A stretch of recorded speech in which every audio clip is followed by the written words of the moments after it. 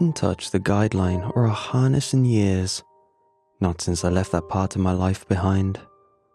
After what happened in the cathedral caverns, after I saw what a collapsing tunnel could do to a person, I'd sworn off cave diving for good. I thought I meant it. That was before I found the hole. It was late afternoon when I first noticed it. I'd been exploring the property, familiarizing myself with every hill and twist in the creek. I'd wandered farther than usual, down a slope covered in thick underbrush, where the ground dipped into a shallow depression. I thought it was a natural dip where the rain had eroded the soil. But as I stepped closer, I noticed the rock. The earth had crumbled away from a limestone ridge, exposing something beneath it. It took me a few seconds to understand what I was looking at. The rock had collapsed inward. It used to be an entrance. I crouched down, brushing away loose dirt.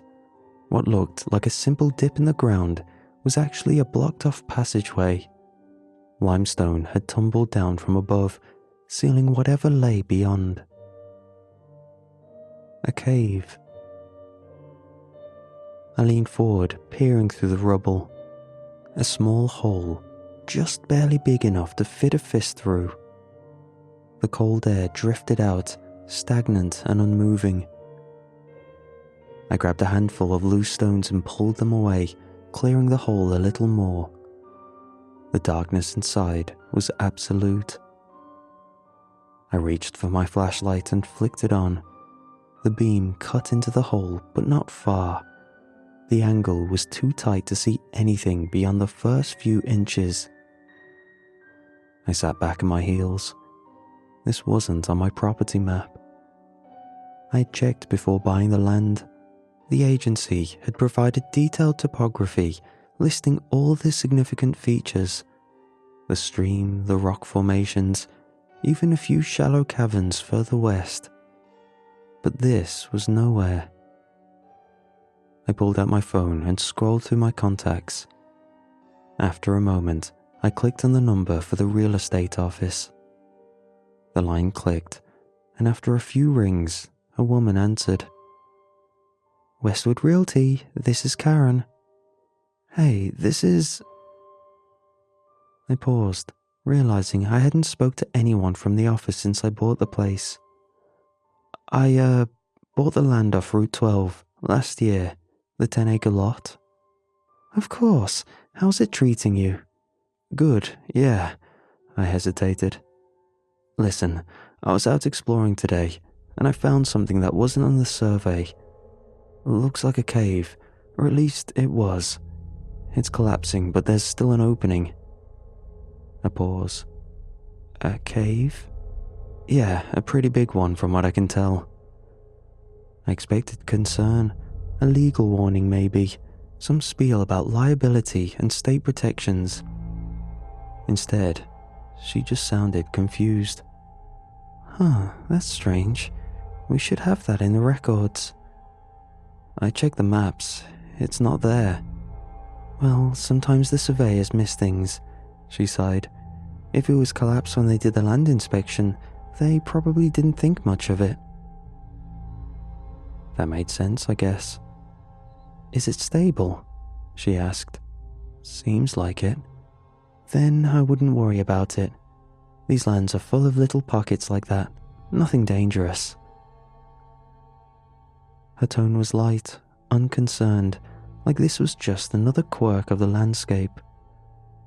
Maybe she was right. I pulled my phone from my pocket and scrolled through my contacts. There was only one person I could call.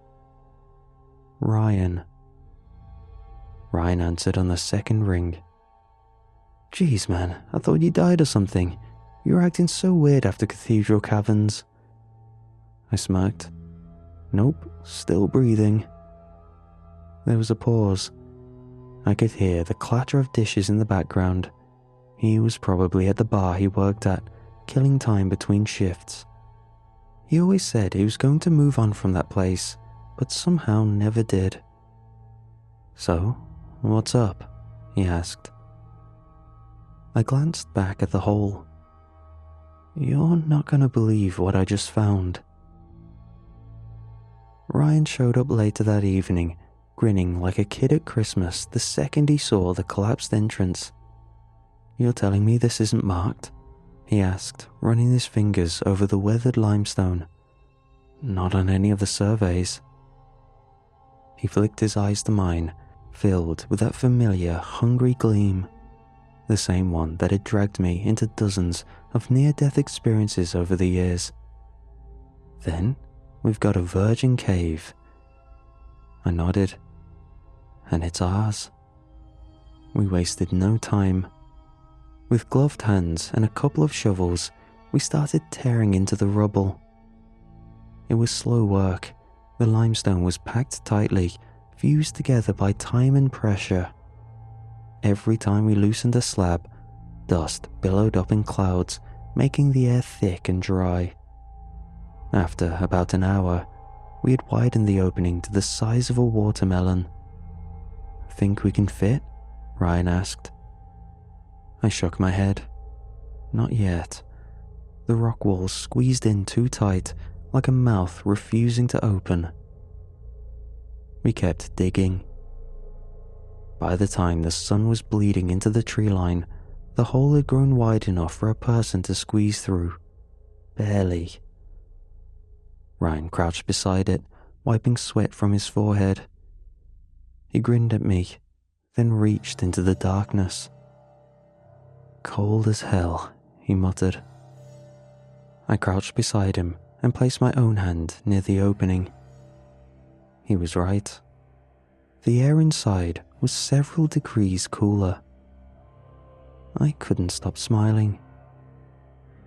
Ryan clapped me on the shoulder. "You ready to get back to work?"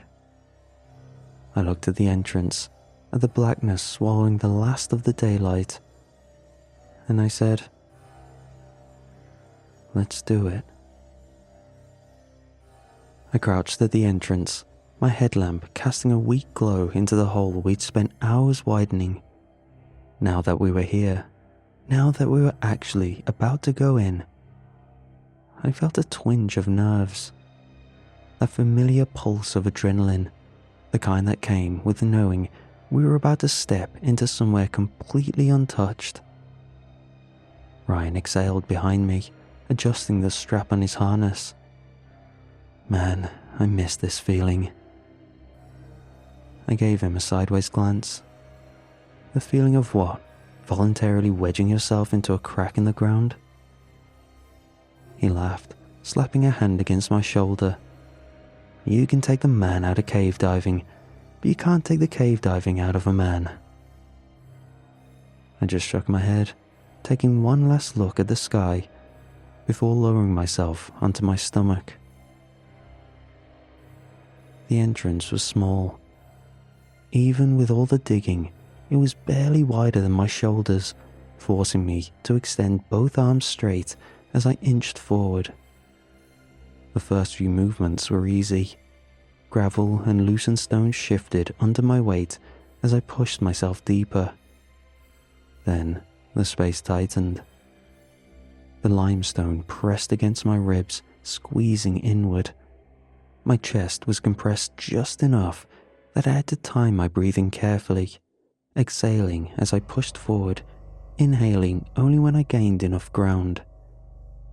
I kept my headlamp tilted straight ahead, my hands groping for the next available rock to pull myself through. The deeper I went, the colder the air became. I heard Ryan grunt behind me as he followed. "Tight fit." "Yeah," I muttered.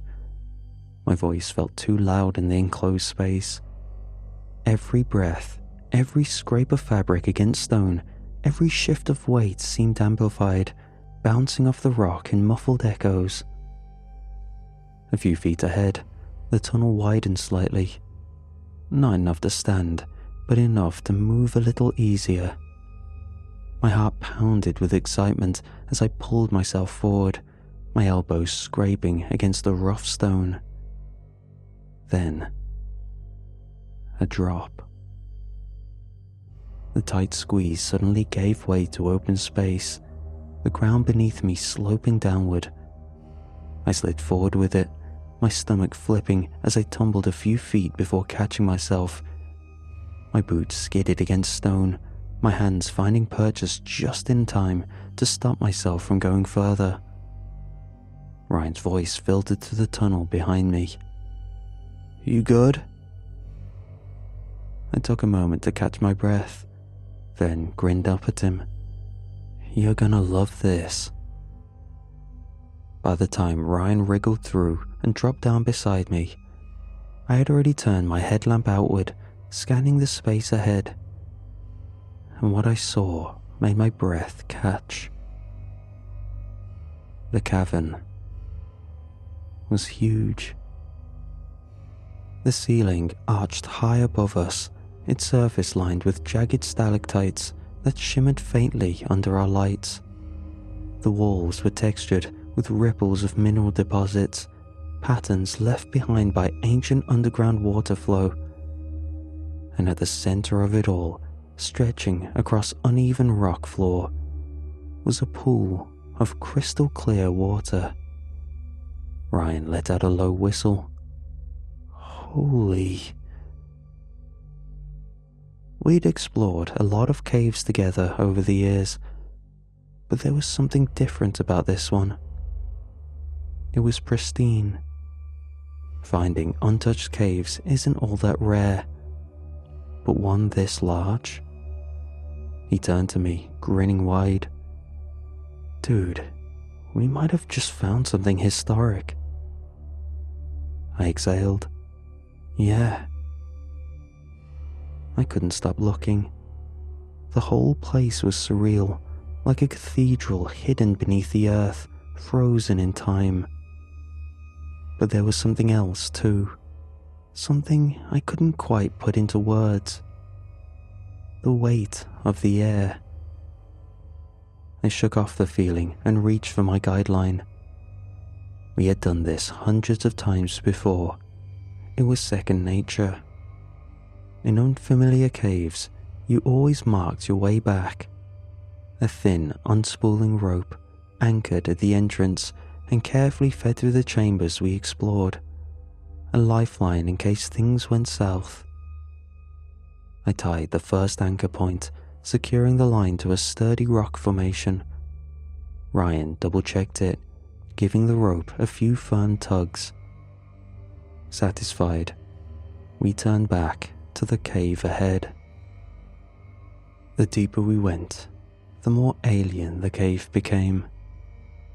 Some of the stalagmites rising from the floor were twisted, like rope caught in a slow-motion spiral. Others were hollowed out, punctured with small holes as if something had bored through them. Not water erosion, something else. Ryan ran a hand over one. "I've never seen formations like these." I nodded, tracing a beam of light across a nearby column. The rock was smooth in some places, almost polished, but in others, it was rough and cracked like dried skin. It wasn't natural, not entirely. And then, I noticed the bones. Not whole skeletons, just individual pieces. A jawbone stripped of teeth, a few vertebrae, so small I almost mistook them for pebbles. Some were tiny, rodent-like, some were longer, thicker. Ryan crouched beside me, picking one up. He turned it over in his palm, running his thumb along the brittle edge. "Think an animal got trapped down here?" I shrugged, but my stomach felt tight. "I guess so. The entrance caved in, so it makes sense that something got trapped in here." We fell quiet for a second, inspecting the bones in the ground, taking our time to soak in the details of this place. as I set a particular piece of a jaw I'd picked up back down, I heard a small sound somewhere in our vicinity. I tapped Ryan on the shoulder, pointing toward the source of the sound, right behind a rock. A soft, hollow sound, like something tapping against stone. Ryan swung his flashlight toward the sound, and I caught the briefest glimpse of something in the dust.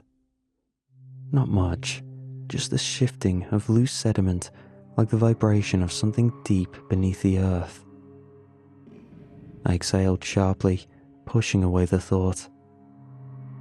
I'd been in plenty of caves where sound bounced strangely, where simple noises warped into something unsettling. Ryan let out a breath and grinned. Man, your paranoid self hasn't changed a bit. I shook my head, forcing a smirk. Just saying, something brought those bones down here. Ryan rolled his eyes and stepped ahead. That was when the flashlight beam hit some sort of drawings. I had seen petroglyphs before, markings carved into rock by early humans, their history preserved in jagged etchings and faded pigments. But those had always been where you'd expect them, shallow caves near water sources, figures with spears, bows, fire. They were carved crudely but skillfully, their stick-like limbs raised toward animals, deers, birds, what looked like bison, the kind of thing you'd see in any prehistoric cave art. But then the drawings changed. The next few figures were running from something. It was depicted as a mess of lines, but the longer I stared, the clearer it became. A large figure. Body distorted, its shape was hard to define, as though whoever had carved it had tried and failed to capture what they had seen. Ryan traced his fingers over the grooves in the rock. He was quiet, his eyes gleaming at the drawings in front of us. The images continued. The smaller figures fought it. They jabbed at it with spears, torches. In some scenes, the creature was shown bleeding, dark streaks of pigment smeared across the stone. But it never fell. And then, the final series of drawings. The figures were no longer fighting. They started fleeing, and they were being chased. The smaller figures had been forced into a cave, their forms hunched and terrified, and standing at the entrance, blocking their way out, was it. And in the final carving, at the very bottom of the panel, was a single figure alone, trapped inside the cave. I took a step back. Neither of us spoke for a few moments. The only sound was our own breathing, and somewhere distant, the faintest hint of dripping water. I swallowed and turned my light toward Ryan. How old do you think this is? He didn't answer right away. When he finally did, his voice had lost its cocky edge. I'm not too sure. Think our ancestors had a few too many of the wrong mushrooms and got themselves trapped in a cave. We put a marker down and kept moving. We stopped at the edge of the passage, staring into the darkness ahead. The wall in front of us had a split in it. Not tiny by any means, but we'd have to squeeze ourselves through. Before I could respond, he was already pushing himself into the passage, head first, arms tucked in close. His boots scraped against the stone as he wriggled forward, his body quickly swallowed by the tunnel. I shook my head, muttering under my breath, "Reckless asshole." But I followed. My back scraped against the ceiling, my ribs pressed against the cold limestone. The walls were rough, biting into my gear as I inched forward. Ryan's voice drifted from up ahead, muffled by the narrow space. "Not so bad, right?" I grunted. "Says the guy who's not claustrophobic." He laughed. I tumbled out. The flashlight clipped to my chest swung wildly, its beam dancing across the cavern walls. I took a deep breath, stretching my arms. It felt good to be out. Ryan dusted himself off, glancing back at the passage. Tighter than I thought, but hey, we made it. We were at yet another massive open space, not too dissimilar from the clearing we'd just come from. But still, it was beautiful. Our trance was broken by a sharp, hollow sound. It echoed through the chamber, faint but distinct. A wheezing noise. We both froze. Ryan turned his flashlight toward the passage behind us. "What was that?" I swallowed. "Probably just, rock shifting." Even as I said it, I didn't believe it. The cave was silent. No tremors, no signs of movement, nothing to suggest a shift in the stone. The sound had come from somewhere. Ryan exhaled through his nose. "Yeah, probably." Neither of us moved for a long moment, just listening. The sound didn't come again. I forced a breath. "Let's keep moving." We spread out, shining our lights along the cavern walls. And then Ryan said, "Whoa, over here." I turned. My brain didn't register what I was looking at. Just a collection of pale, broken shapes nestled against the cavern wall. But as I stepped closer, the details came into focus.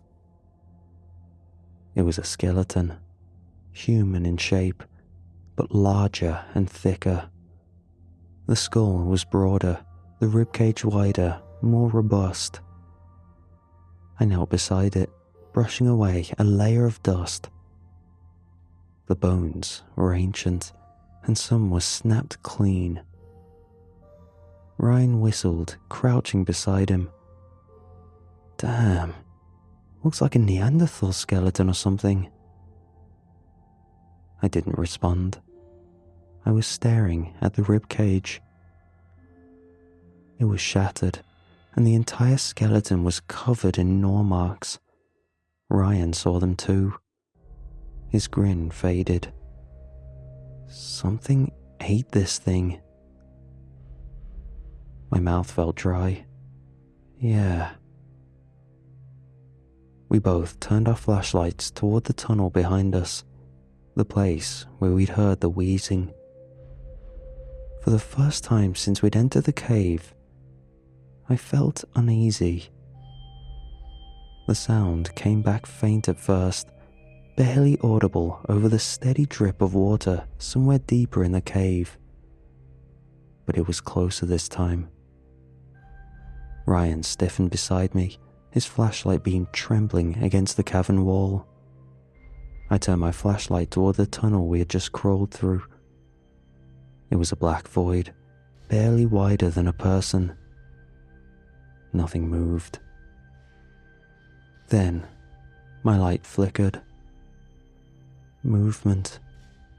A blur of motion in the corner of my eye, something shifting behind the rock formations at the far end of the cavern. It was fast. Ryan saw it too. He inhaled sharply, stepping back. Dude.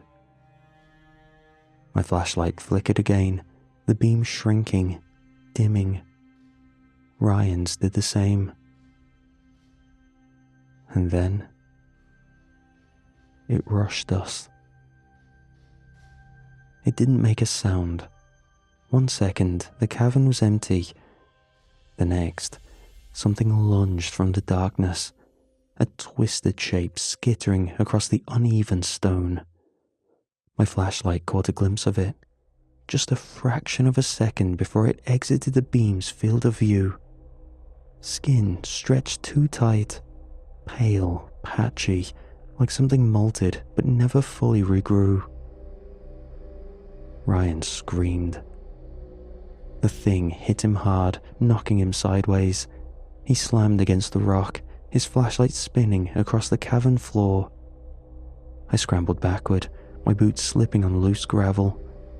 My chest heaved. I was fighting to process what I had just seen, what I thought I had seen. Ryan groaned, clutching his arm. Blood dripped onto the stone. The creature didn't linger.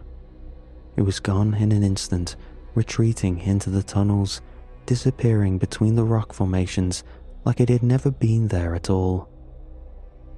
Only one sound remained. That mocking wheeze, somewhere just out of sight. Ryan sat up, teeth gritted in pain.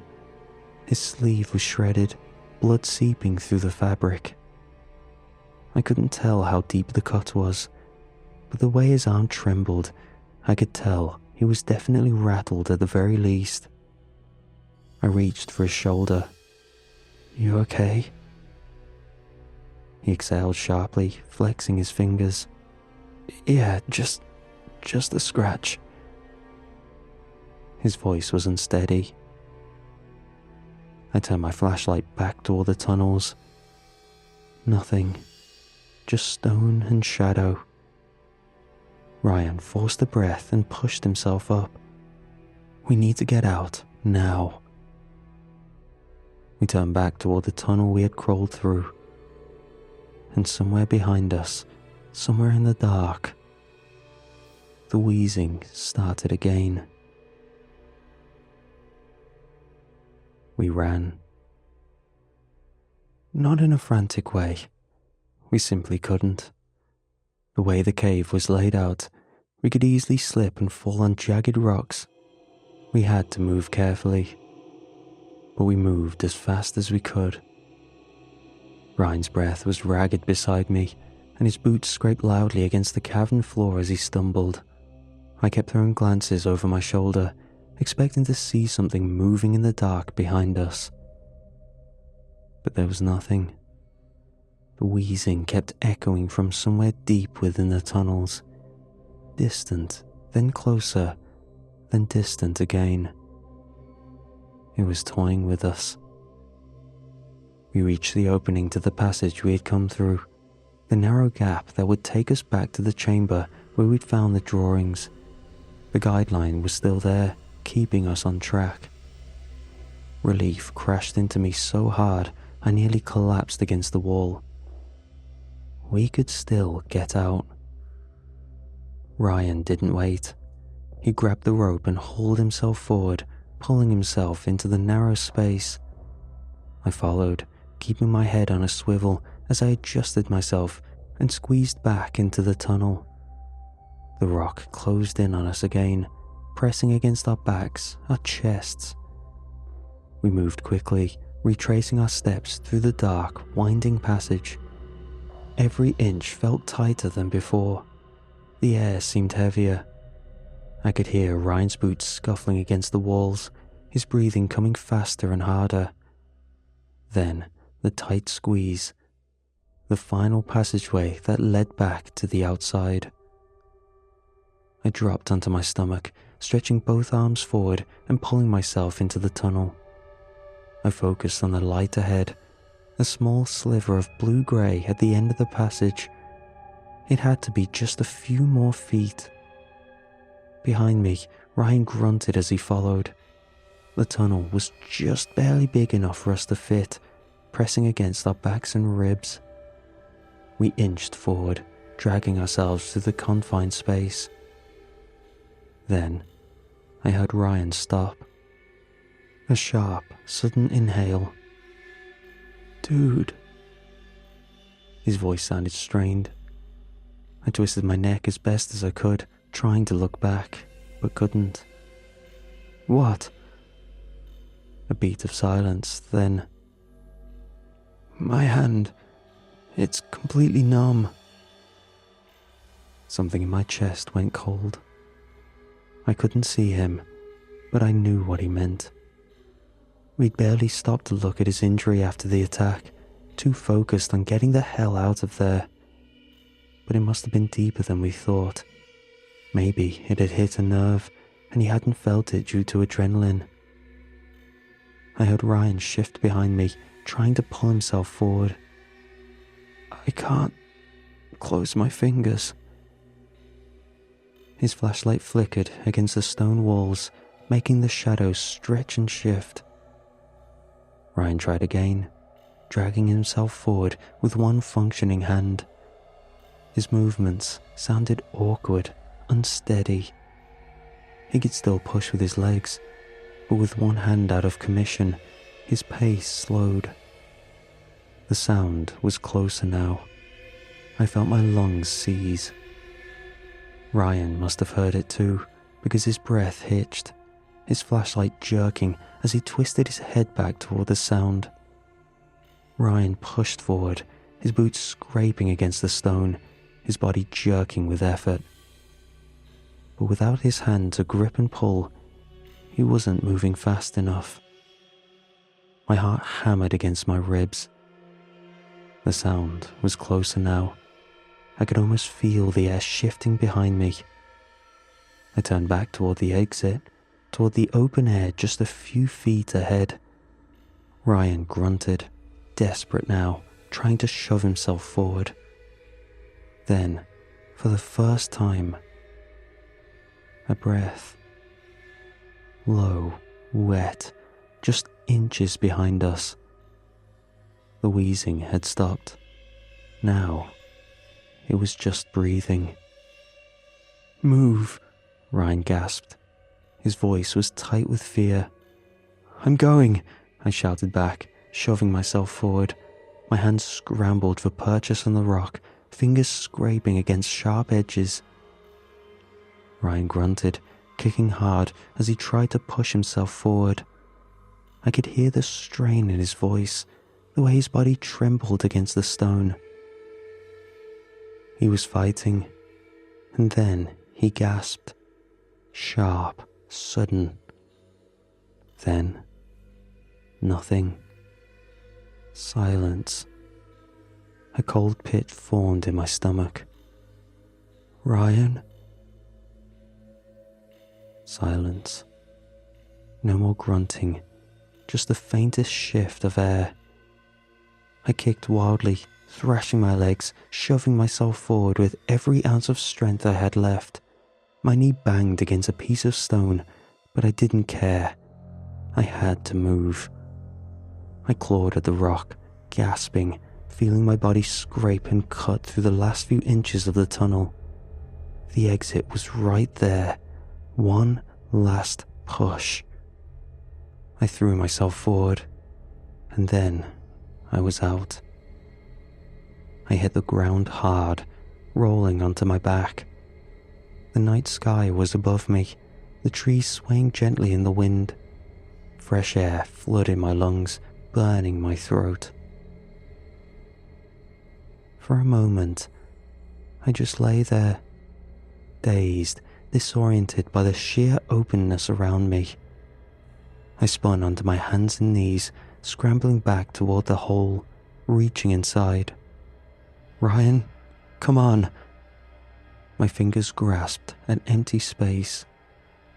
I swung my flashlight down, aiming it into the tunnel, expecting to see him just inches away, dragging himself toward the exit. I saw nothing, but I heard a noise so deeply wrong that my body rejected it before my brain could even process it. A wet, disgusting crunch. The sound of something tearing through muscle, splintering bone, a muffled, sickening chewing noise. I felt my stomach twist violently. I didn't need to see it. I knew. Another crunch, then a squelch. Ryan was gone. A low, grinding groan deep beneath the earth. The creature let out a scream from inside, and the entrance shook, as it sounded like it pounded its frame against the entrance. The ground beneath the entrance trembled. The stones we had pulled loose earlier shifted on their own, tumbling back into place. The cave was collapsing again.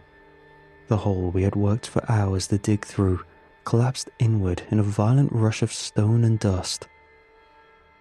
I watched, stunned, as our entire entranceway disappeared.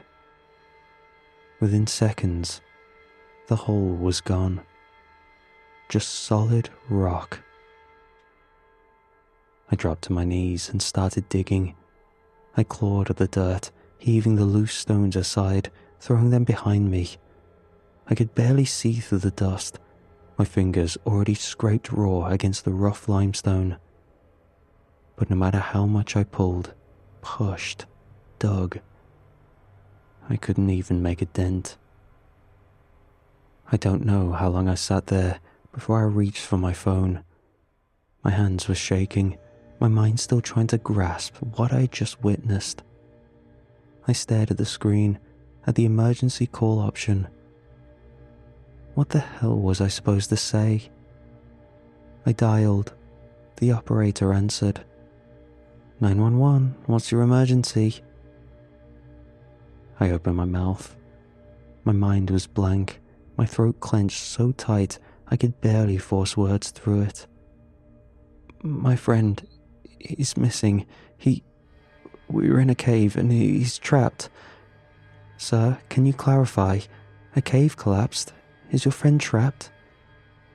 I swallowed. Yes, it collapsed.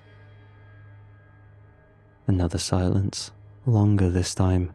Then, stay where you are. We're sending a unit out now. By the time the police arrived, I'd gone numb. The officers didn't believe me. Not really. But they saw the dirt on my clothes, the fresh scrape on my forehead where I must have clipped a rock on my way out. They knew I was distressed, panicked. They brought search dogs. More people came, more lights. The digging started. But they never found Ryan, never found anything. They questioned me for hours. Where did Ryan go? What exactly happened? How did I get out if he didn't? I told them the truth. They didn't write it down.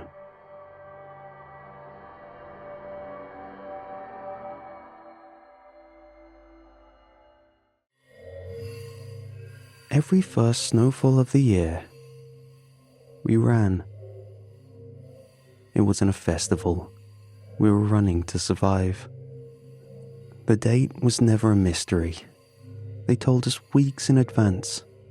It was printed on billboards, blasted on the news, scrolled across the bottom of television screens in red lettering. The first snowfall will arrive on November 12th. Prepare. People marked it on their calendars. We didn't question it anymore. The day before the snowfall, the entire town shut down. Schools closed early, businesses locked their doors. No deliveries, no flights, no traffic in or out. It was as if we were preparing for a storm. But the weather wasn't the problem. It was what came with it. Everyone had their own preparations. Some packed light bags, just enough to keep moving. Others mapped out faster routes, cutting through fields and back roads to avoid getting stuck. People checked their shoes, making sure their laces were tight, their soles weren't worn down. There was no ceremony, no speeches, no sirens, just an unspoken understanding. We waited. And then, when the first snowflake fell, we ran. I can still feel it, even now. The burn in my legs, the cold biting at my skin, the rhythmic pound of footsteps all around me. 1,000 bodies moving in perfect unison, breathless, desperate. There was no pushing or chaos. We didn't shove or trample. We moved like a flood, one after the other, single file. There was no greed or malice from society to be found. Everyone had one mission, the same goal. Because stopping meant you would be gone. My first real memory of the run is blurred by time, but some things never fade. The cold, the fear, my mother's hand crushing mine in a grip. I was 5 years old the first time I remember running, too young to understand why, old enough to know not to ask. We waited inside until the first flake fell. The moment it did, my mother wrenched open the front door and pulled me into the street. The entire town was already moving. A single file line of people, shoulders hunched, breath clouding in the cold, feet pounding against the pavement. It wasn't like running in gym class or playing tag with the neighborhood kids. There was no laughing, no stopping to catch your breath. You moved, or you didn't make it. I remember crying, tripping over my feet. My mother yanked me forward so hard, my arm nearly dislocated.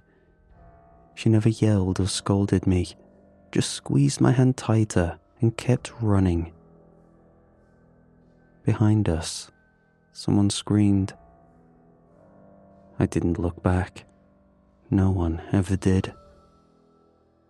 By the time I was old enough to ask why, I already knew the answer. What happens if you don't run? No one ever answered.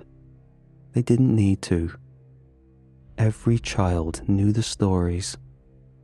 The tales were as old as the town itself.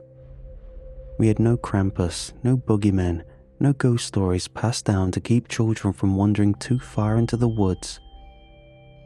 We had the wolf walkers, and we didn't tell their stories to scare people. We told them so people would live. Because people that were caught would die and disappear. And I know this for certain. Because my father was one of the ones who got caught. I don't remember much about him, just the smell of whiskey on his breath, the heavy thud of his boots as he staggered through the house. He was drunk the night the snow came. My mother had tried to sober him up, but he wouldn't listen. By the time the snow came, he was too slow. We had to run anyway. I still remember the sound of him calling after us, slurring my mother's name. His voice got smaller and smaller, swallowed by the sound of the wind, the endless stampede of footsteps. My mother never looked back, and we never saw him again. By the time I turned 9, running had become a part of life, just another routine in the changing of seasons. I no longer tripped over my own feet or begged my mother to slow down. I'd learned the rhythm, the pace that let you breathe just enough to keep going, but never enough to get comfortable. Comfort was dangerous. We knew that better than anything. That year, the first snow came late. The cold had already settled deep into the bones of the town, and when the flurries finally started to fall, it was like a held breath finally releasing. I remember feeling something new that night, a thing I'd never felt during these runs.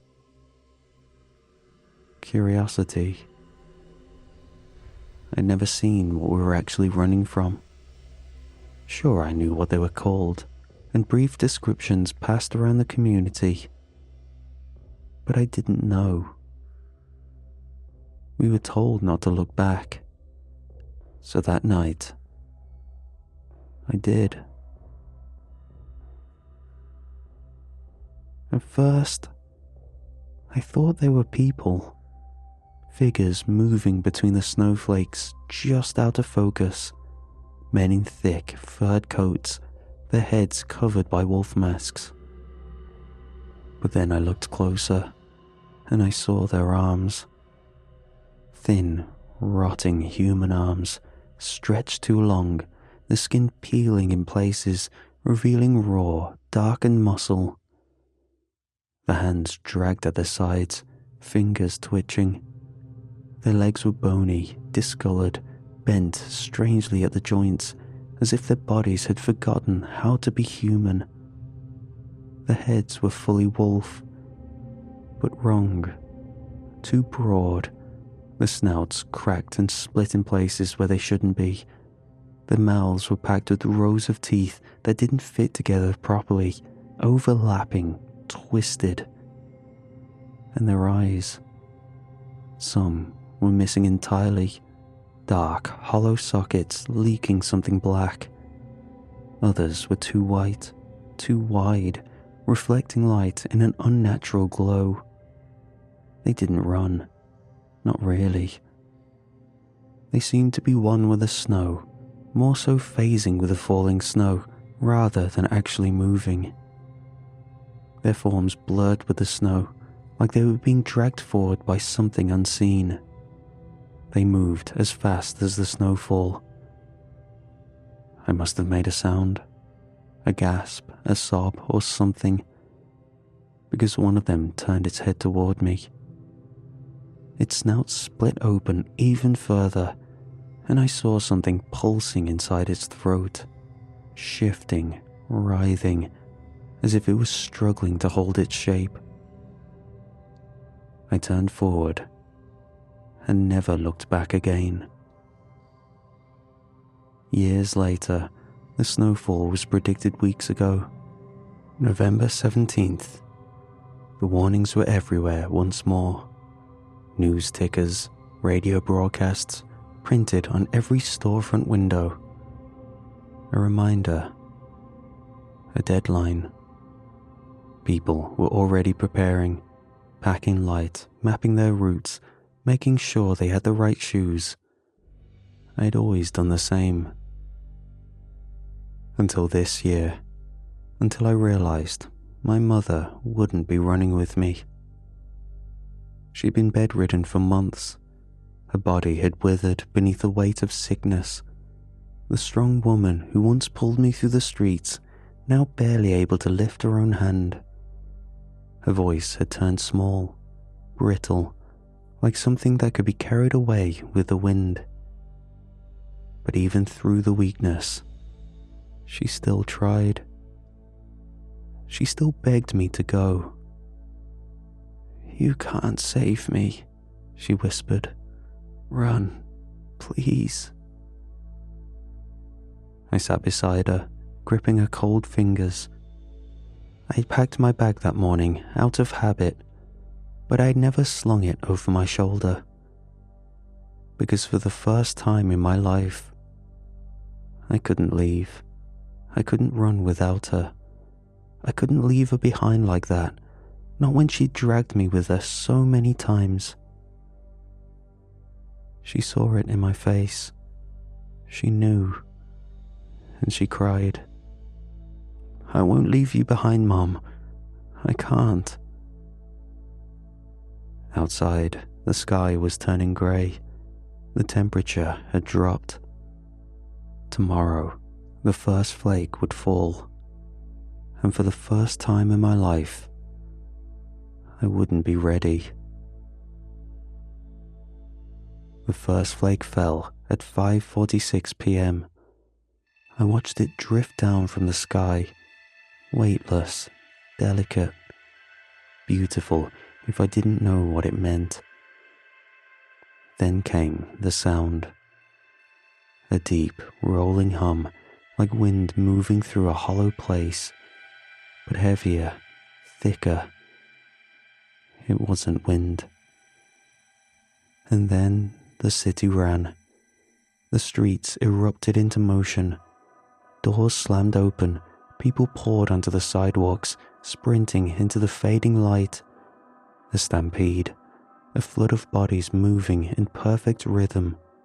Breath steaming in the cold. No hesitation, no second thoughts. I turned to my mother. She was so small now, so light. She looked up at me from the bed, her eyes filling with something I couldn't name. I lifted her into my arms. She barely made a sound. Her body felt fragile, weightless, like she had already started slipping away. I stepped outside. The cold hit me like a wall. The wind sliced through me, sharp and unrelenting. Snowflakes swirled in chaotic patterns, dancing through the air, hiding the shapes of those running ahead. I took my first step, then another. Then I ran.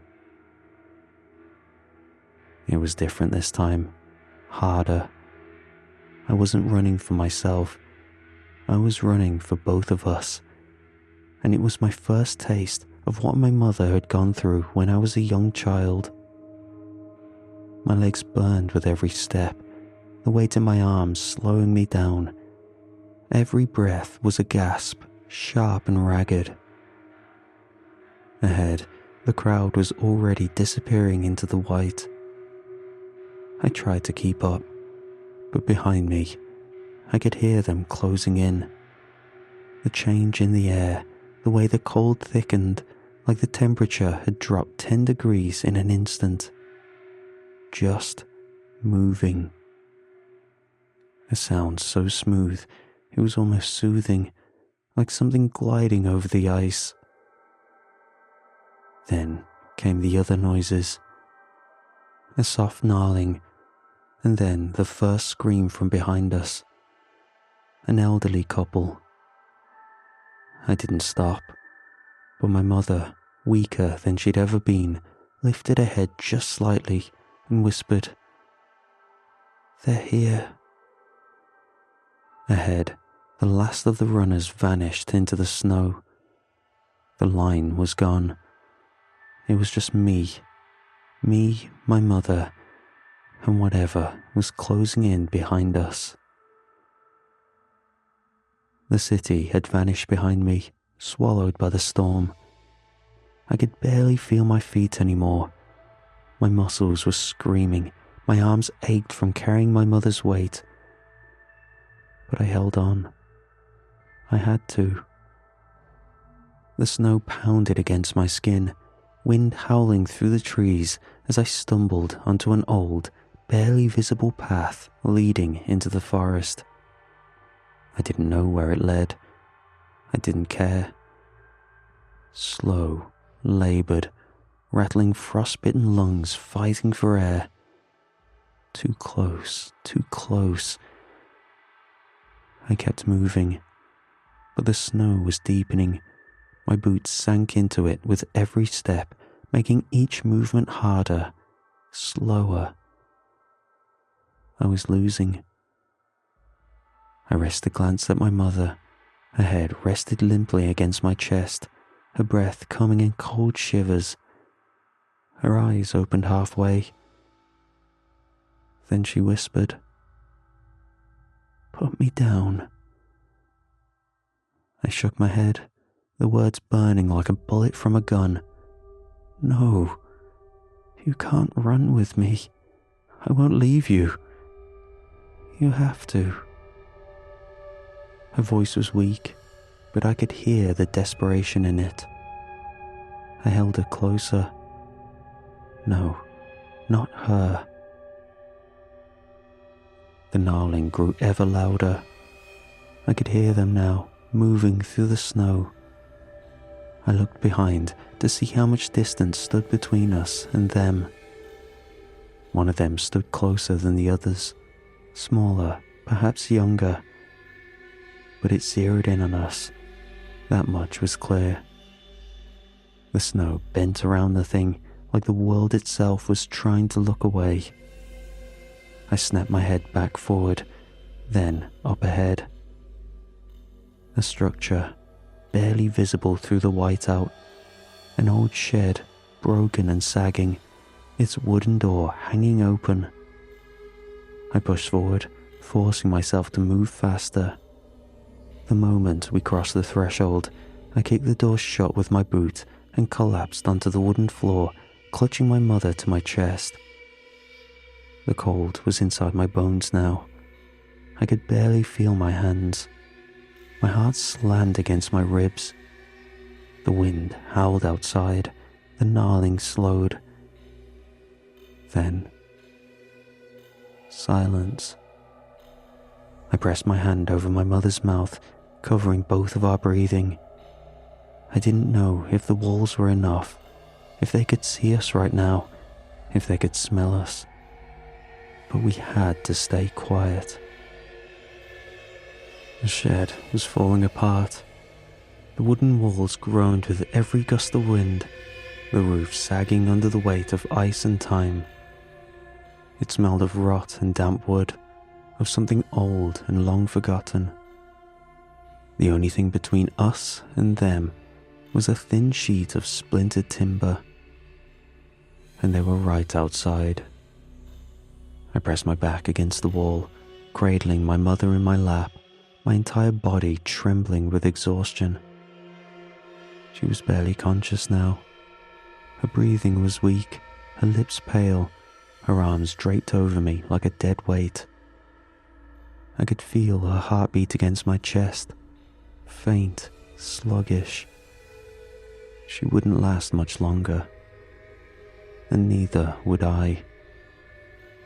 The whispers started slow. I'd never heard them before, never been close enough. At first, they sounded like the wind, but then the words took shape. Cold, weak, not fast enough. The voices shifted, changing in pitch, in rhythm, some too high, some too deep. And then, one of them spoke with my father's voice. You should have run. The door creaked. My breath caught in my throat. I barely moved, just my fingers tightening over my mother's wrist, as if holding onto her would keep us both anchored in place. Something was coming. I couldn't breathe, and beyond the doorway, through the swirling snow and shifting shadows, I saw it. It stood just outside, its massive shape barely visible through the storm. Not quite a man, not quite a wolf. The body was too long, too hunched. Its fur was wet, clumped, hanging off its frame like peeling skin. Its arms were wrong. Human hands, but stretched too thin, the skin splitting around the knuckles, revealing blackened veins pulsing beneath.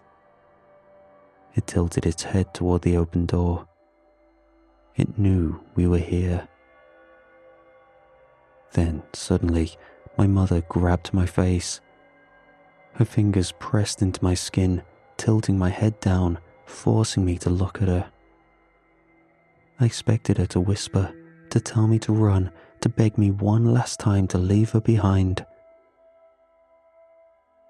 But she didn't. She just smiled, soft, warm, like she wasn't afraid anymore. Then she moved. With the last of her strength, she pushed herself up onto trembling arms. Her entire body shook, her legs barely able to hold her weight. She stood. Not for long, but long enough. And then she screamed. The sound tore through the shed, loud and raw, echoing through the trees, cutting through the wind and the whispers. A cry of defiance. The creature turned toward her. It thought she was the only one there. I stayed frozen, cowering behind overturned furniture, my hands clenched over my own shaking body, unable to move. I wanted to reach for her, to grab her, to stop her. But I couldn't. I was too afraid. The last thing I saw of my mother was a silhouette in the doorway, small, weak, but standing. She was gone. I woke up, clutching nothing. My hands were frozen into stiff, aching claws, still gripping the air where my mother had been. For a moment, my mind was stuck in the in-between, the space where I could still feel her weight in my arms, still hear the echo of her scream in my ears, still believe that when I opened my eyes, she would be there. But she wasn't. The storm had passed. I felt it before I saw it, the stillness, the silence that came after the first snowfall. No wind, no whispers, just the slow, aching crawl of sunlight through the cracks in the broken shed. I pushed myself up onto numb legs, my body sluggish, like it didn't belong to me anymore. The door stood wide open. The world outside was white and empty. I stepped out into the snow. The air was crisp, cold in a way that no longer burned, just settled into my skin like a layer of ice beneath the surface. The sky stretched above me, bright, endless blue. Nothing moved. I turned back toward the shed, half expecting to see something. Footprints, a trail, some sign of what had happened. But the snow was undisturbed. No footprints, no bodies, like no one had ever been here at all. I started walking. There was nothing else to do. The pressure in my chest weighed 1,000,000 tons. By the time I reached the edge of the city, I already knew what I would find.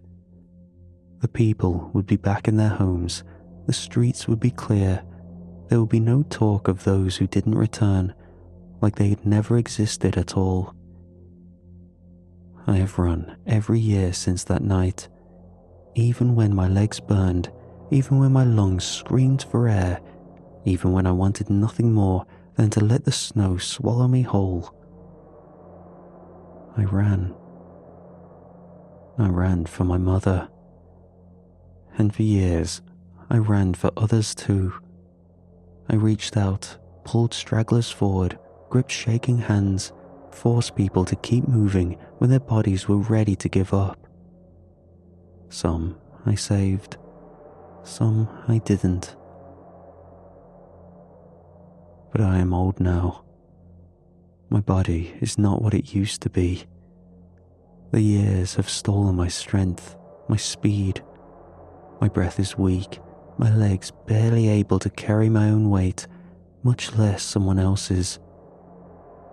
And the first snowfall is coming.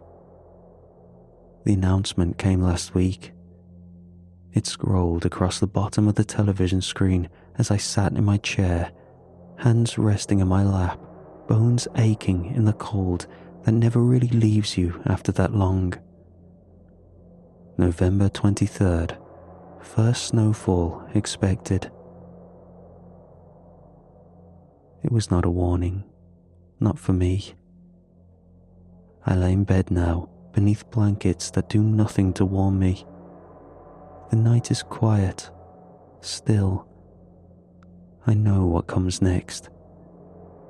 The air will shift, the first flake will fall, and the world will start to run without me.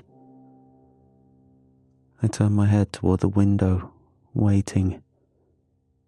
The glass is dark, a reflection of the room behind me. My own eyes stare back, hollow and sunken. Then, a shadow passes across the glass. Not fast, just moving. It stops, lingers as if waiting. And then a warmth settles over me, a presence I haven't felt in decades. I close my eyes, I smile, and I say nothing.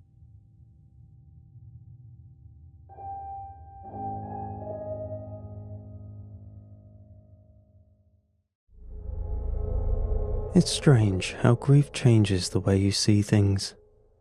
After my wife, Sarah, passed away, I couldn't stay in the city anymore. Too many reminders, corners and cafes haunted by memories I wasn't ready to face. People kept telling me Ellie was young enough to adapt, that kids are resilient, but I could see it in her eyes. She didn't fully understand why Mommy wasn't coming home. Neither did I. So, we moved back to Alders Creek, the small town I'd grown up in, to live in the house my parents had left me before they passed. It was a quiet place, nestled on the edge of sprawling woods that stretched for miles. Sarah was never one for the countryside. That was part of the reason we never lived here ourselves, even though we had a house.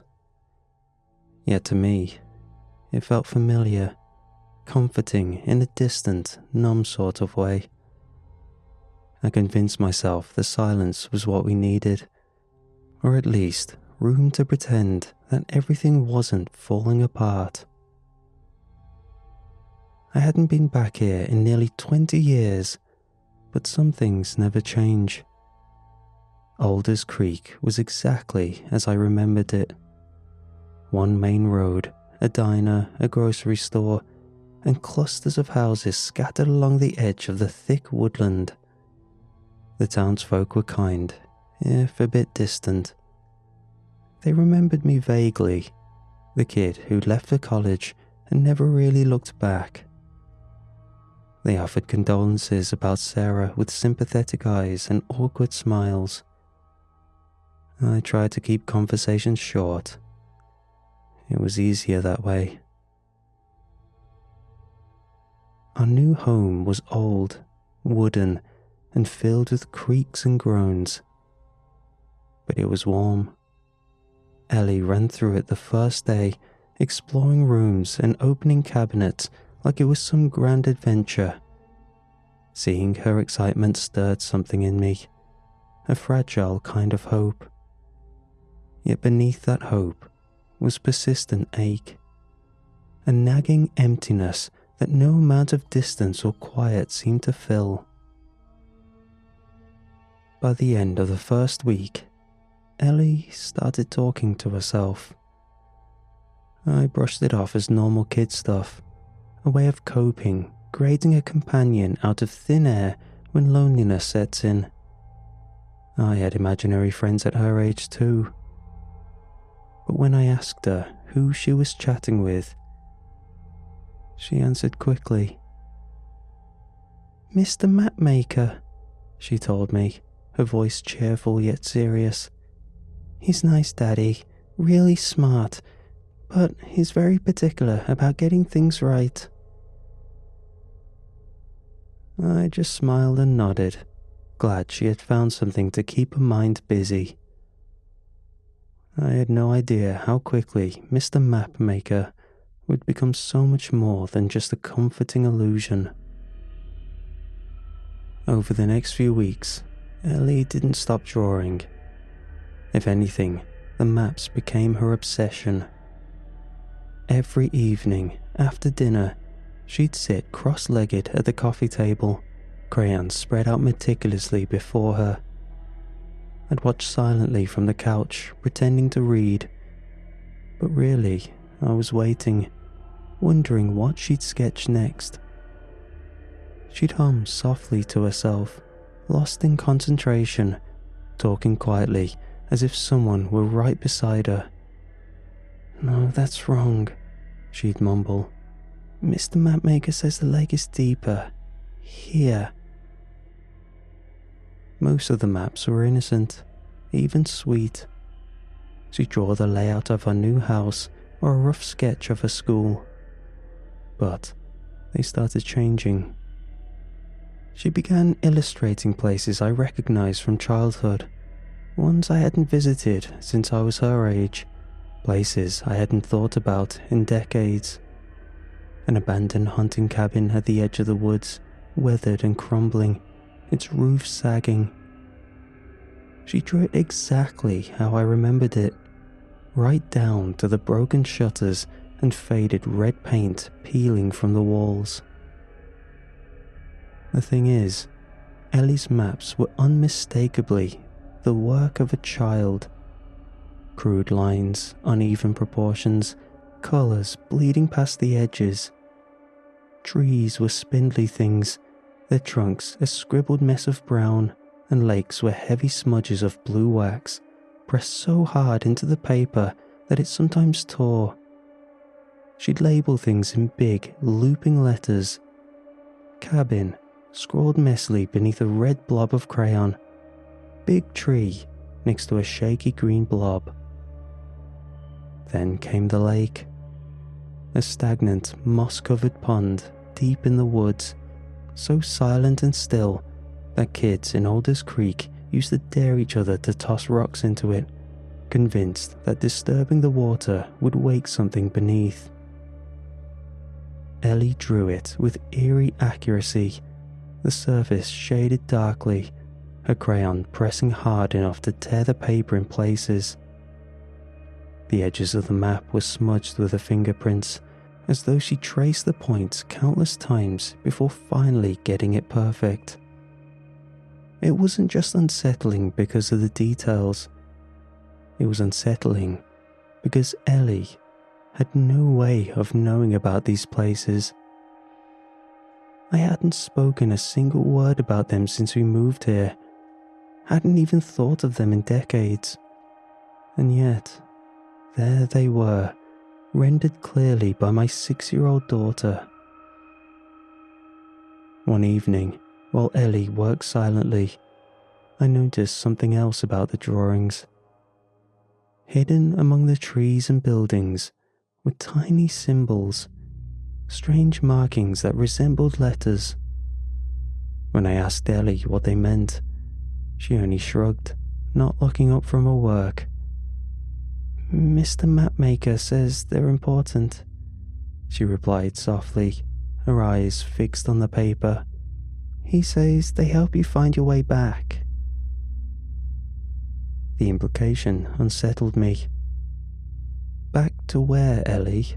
I asked cautiously. She paused, still gripping the crayon tightly. She didn't look at me, but her voice lowered to a whisper.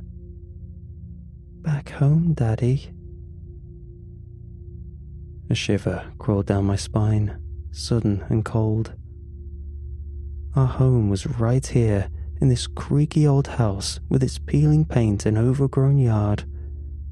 But the certainty in Ellie's voice made my stomach twist. For the first time, I wondered if home meant something else entirely to her. I gently took the drawing from her hands. Ellie, sweetheart, why don't you draw something happier tonight? Maybe some flowers or your friends at school. She looked away for a second, then back at me, confused, as if I'd said something ridiculous. Mr. Mapmaker doesn't like those things, she replied softly, almost apologetically, as if explaining the obvious. He says we have to finish this one first.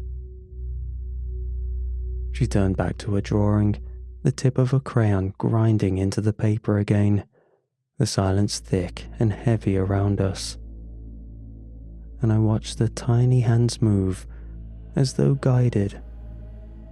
I focused on her movements, almost in a daze. I'd been staring so long that she had actually finished the map right in front of me. a crude crayon line leading through the woods to an old hunting cabin. Then she started writing letters above the cabin. And that's when I snapped out of it and cursed myself under my breath for bothering her for just drawing. The morning I decided to follow Ellie's map started shortly after. I remember standing in the kitchen, staring down at the worn, folded paper on the counter Ellie had just finished the day prior. The hunting cabin, the spot she labelled in neat, childish handwriting. Where Mommy lives now.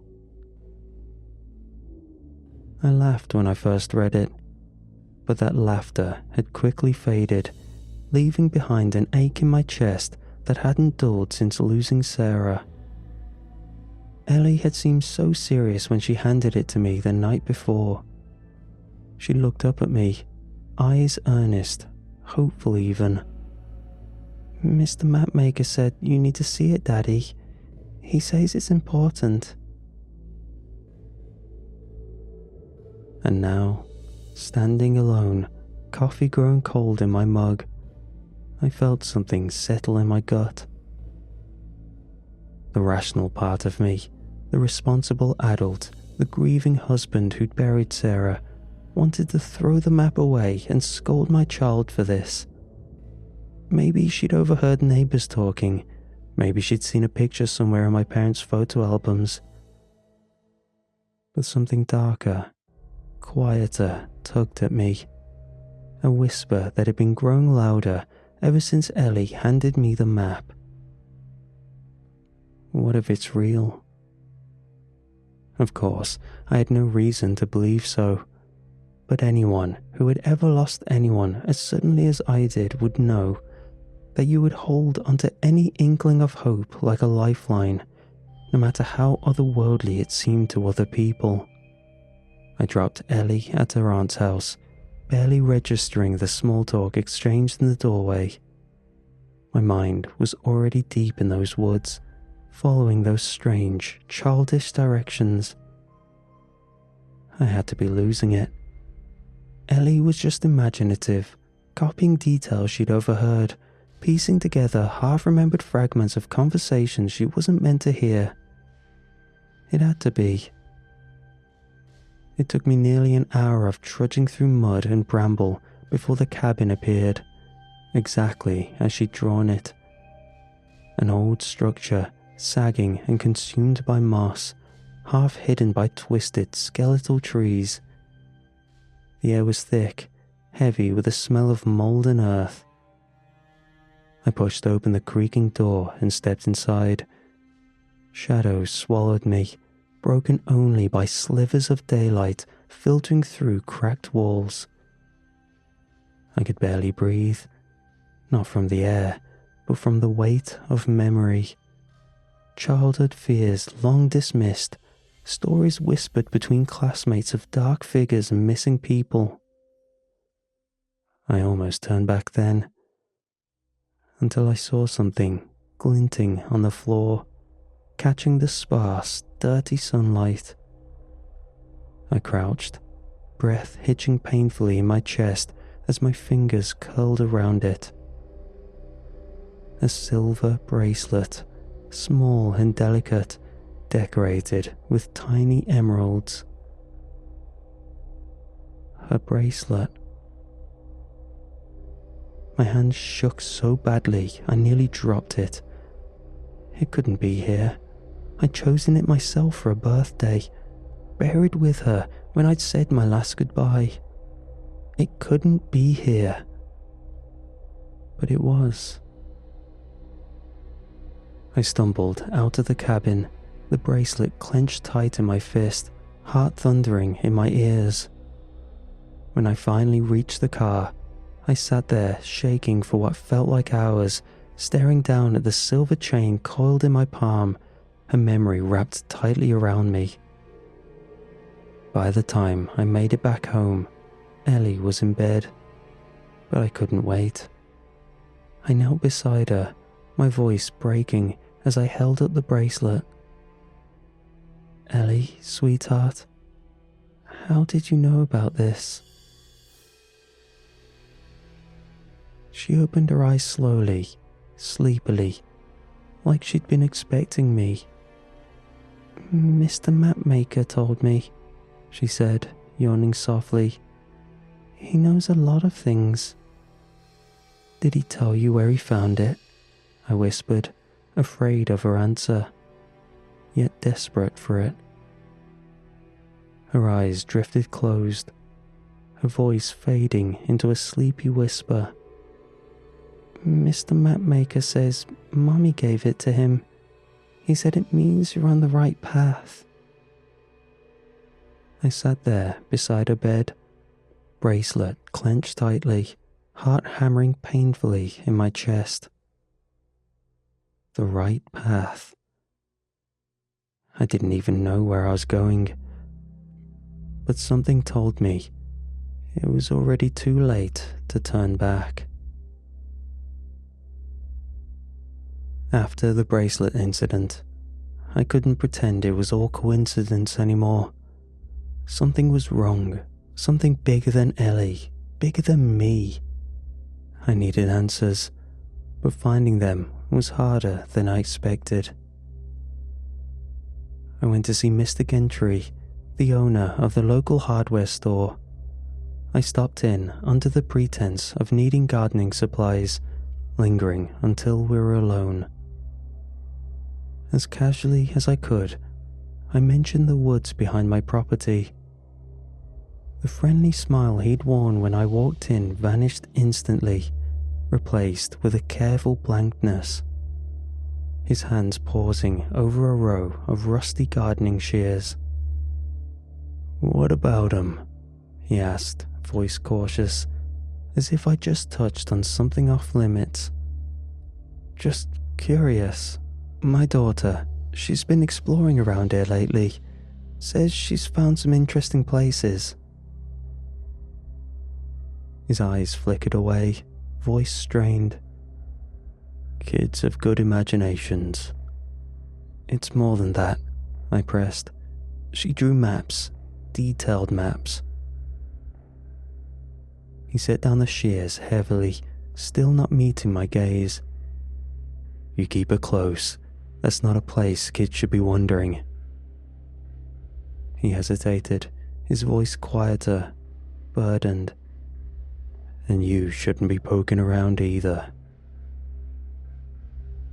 Before I could ask why, another customer entered, and the conversation ended abruptly.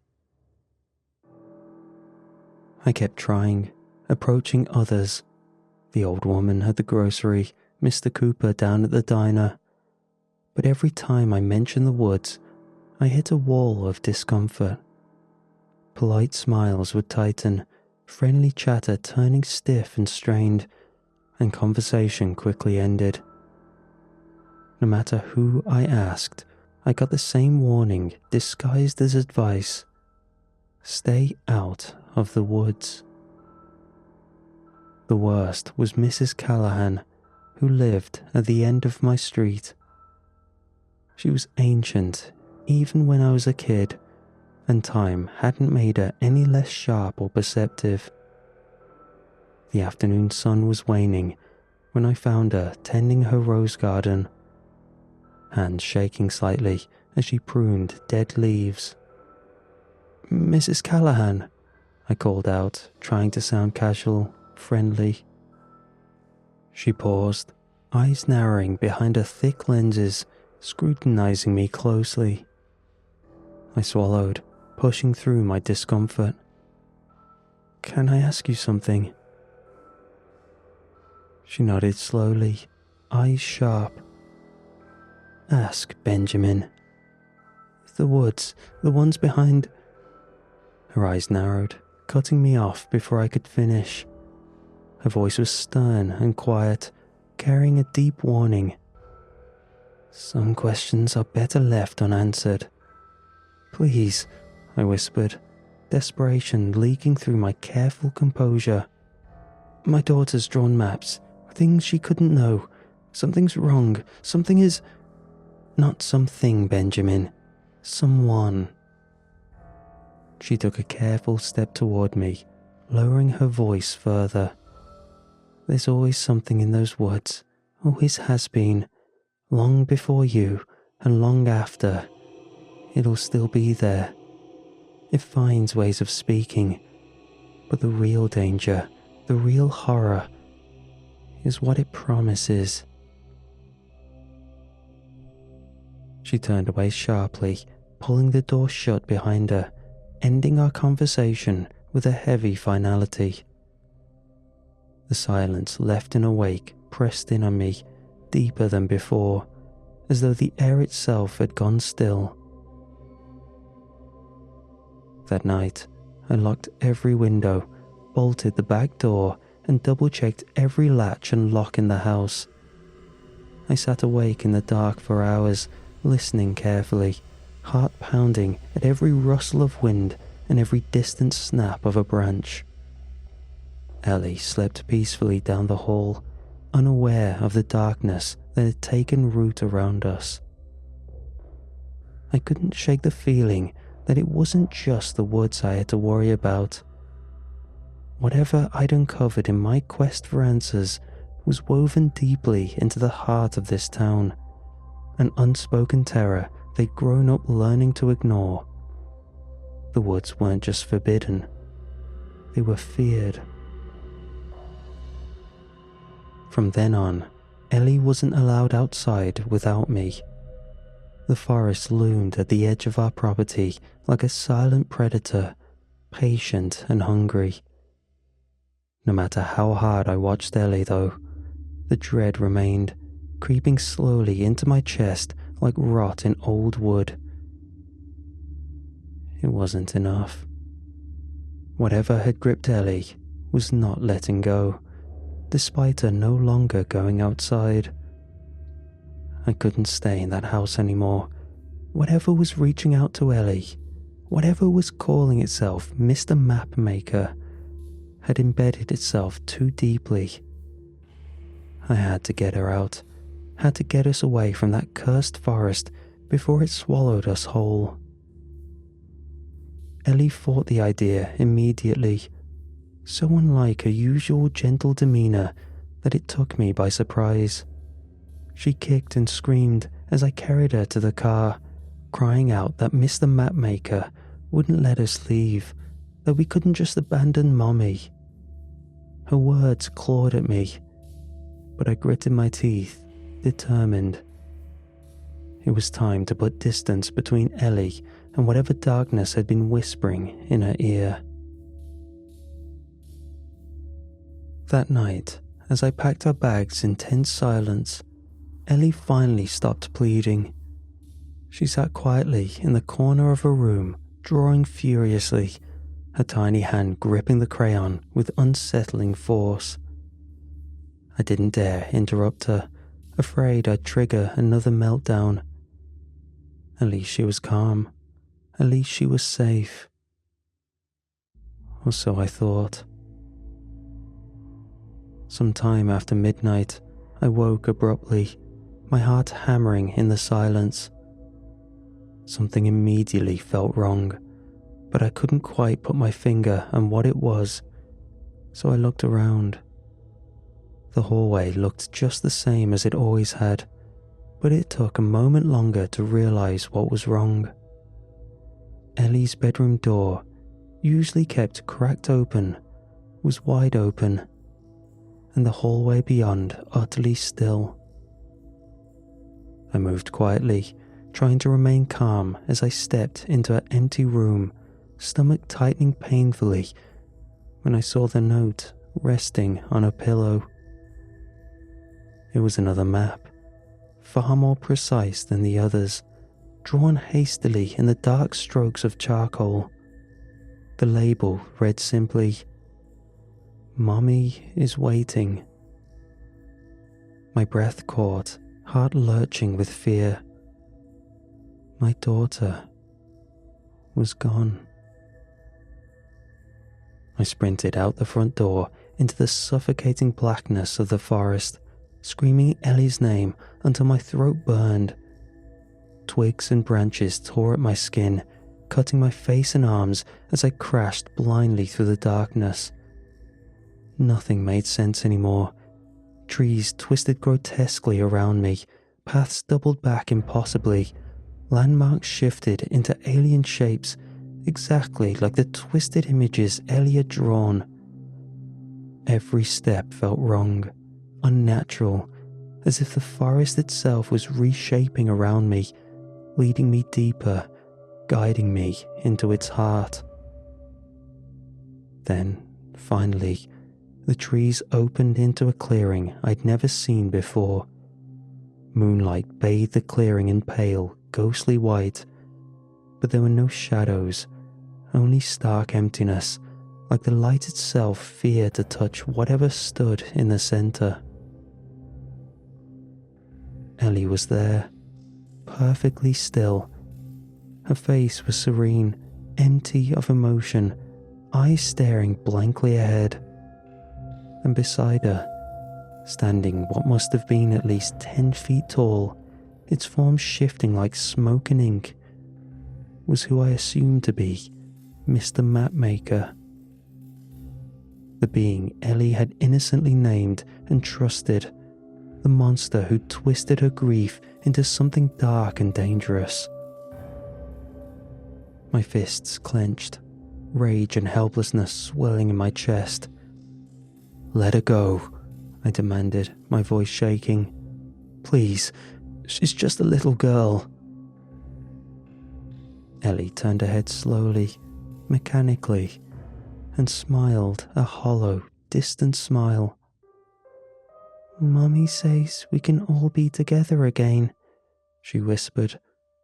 Her voice was soft, gentle, but utterly devoid of humanity.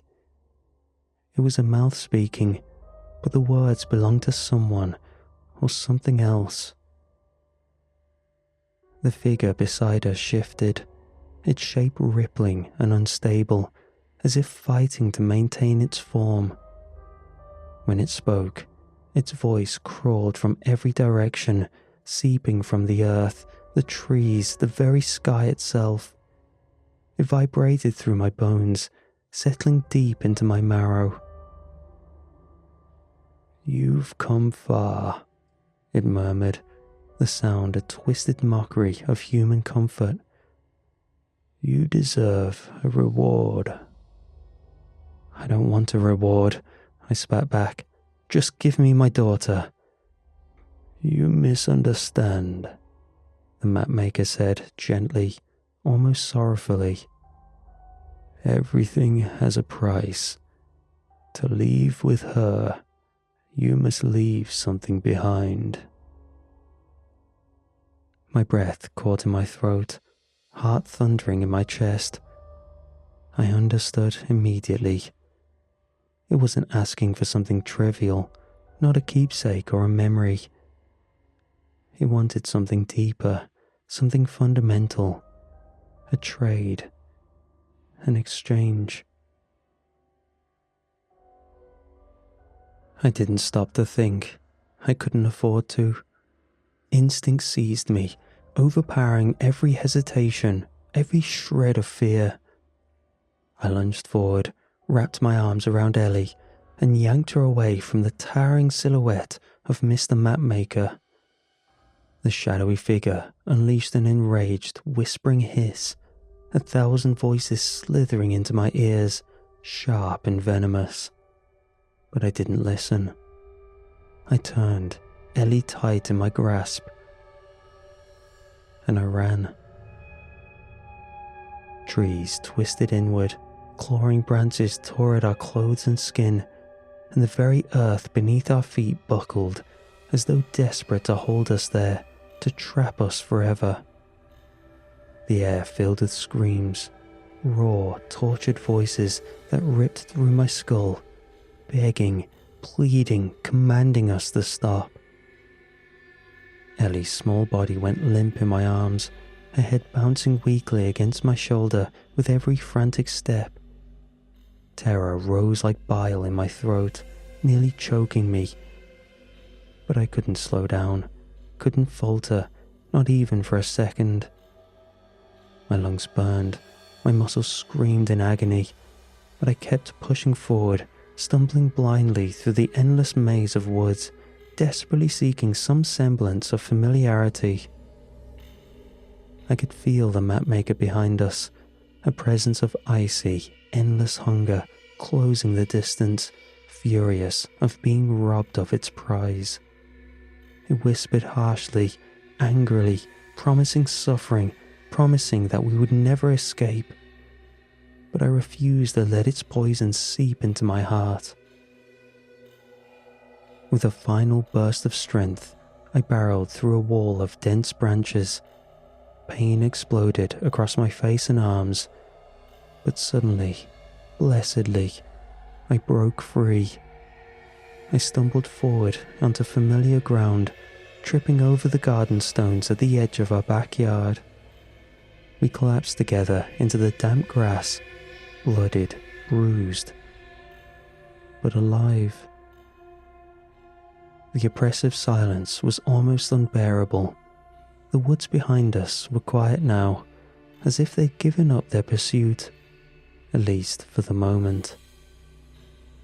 For several heartbeats, I lay there, chest heaving, gasping for air, just holding Ellie, savouring the fragile illusion of safety. Then I realised Ellie wasn't moving. My stomach twisted violently as I rolled her over, gently brushing her tangled hair away from her face. Her eyes were closed, her skin pale and cold. I shook her gently at first, then with growing panic, desperation tightening my voice. Ellie, wake up. Baby, please, wake up. I felt sick. Every horrible possibility crashing through my mind at once. Tears blurred my vision, heart hammering painfully in my chest. Then mercifully, her eyes fluttered open, staring blankly toward the night sky. Relief flooded me, powerful enough to make me dizzy. But the feeling was short-lived. Ellie's gaze wandered aimlessly, unfocused, confused. When she finally turned to me, her eyes were empty, like she was seeing me for the very first time. Who? She whispered weakly, voice trembling and uncertain. Who are you? My blood turned to ice. Ellie, it's Daddy, I stammered, trying desperately to keep my voice calm, gentle. It's me, sweetheart. You're safe now. She pulled back slightly, her eyes flickering fearfully, clearly frightened. No memory of the bond we'd shared since the moment she'd been born. My daughter, the reason for every struggle, every pain I endured, looked at me. I clutched her tightly, my shoulders shaking silently, unable to even cry. The house felt painfully empty as the terrible realization sunk in. I'd saved Ellie's life, but somehow I'd still lost her. The weeks passed. Ellie healed physically, cuts faded, bruises yellowed and vanished. But something fundamental inside her never came back. Each morning, I woke to a house that was both painfully familiar and unbearably foreign. Ellie moved through the same routines, ate breakfast in the same chair, slept in the same bed. But the little girl who had once filled these rooms with laughter and curiosity was no longer there. The doctors had an easy answer, neatly packaged as severe dissociative trauma. Losing a parent was a blow that could fracture any child's world, they said. But they hadn't been there. They hadn't watched the shadow-formed monstrosity whisper impossible things. they hadn't felt reality itself bend around them. Ellie's memories weren't buried under layers of grief. They'd been torn away, ripped from her as payment to something older and far crueler than mere loss. We lived in strained silence. Ellie no longer mentioned Mr. Mapmaker, and she stopped drawing maps altogether, as if that obsession had never existed. But she also stopped calling me Dad. My name felt strange on her lips, polite, distant, like she was addressing someone else's father, like I was no longer part of her story. I tried to bridge the gap. Little gestures, reminders, favourite meals, and bedtime stories we'd read 100 times. But her response was always the same.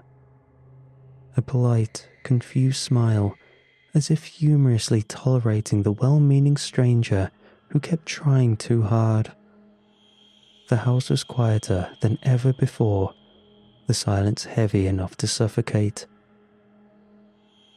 But it was preferable to the alternative, the whispers that lingered at the edge of my dreams, voices echoing softly through the hallways, mocking my choice, reminding me of what I'd sacrificed.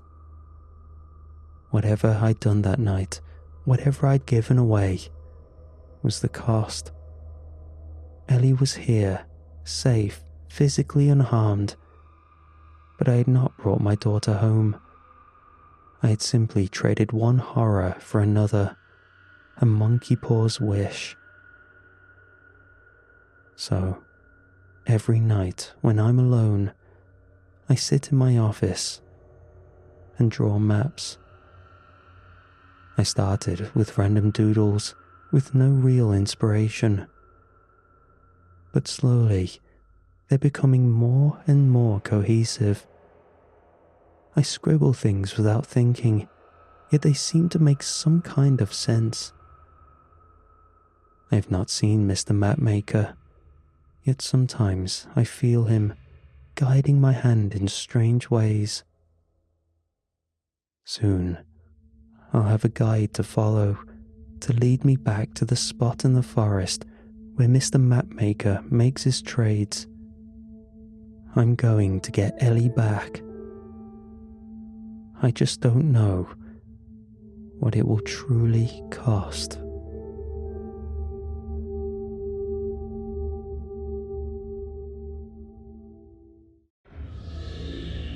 We hacked our way through the jungle like we were peeling back time itself.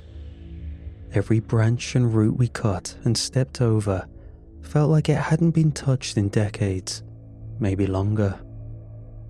The heat pressed down on us, wet and constant, and the insects came in waves that never seemed to stop. Somewhere overhead, monkeys shrieked and fell silent just as quickly. That silence always made me pause. None of us spoke much.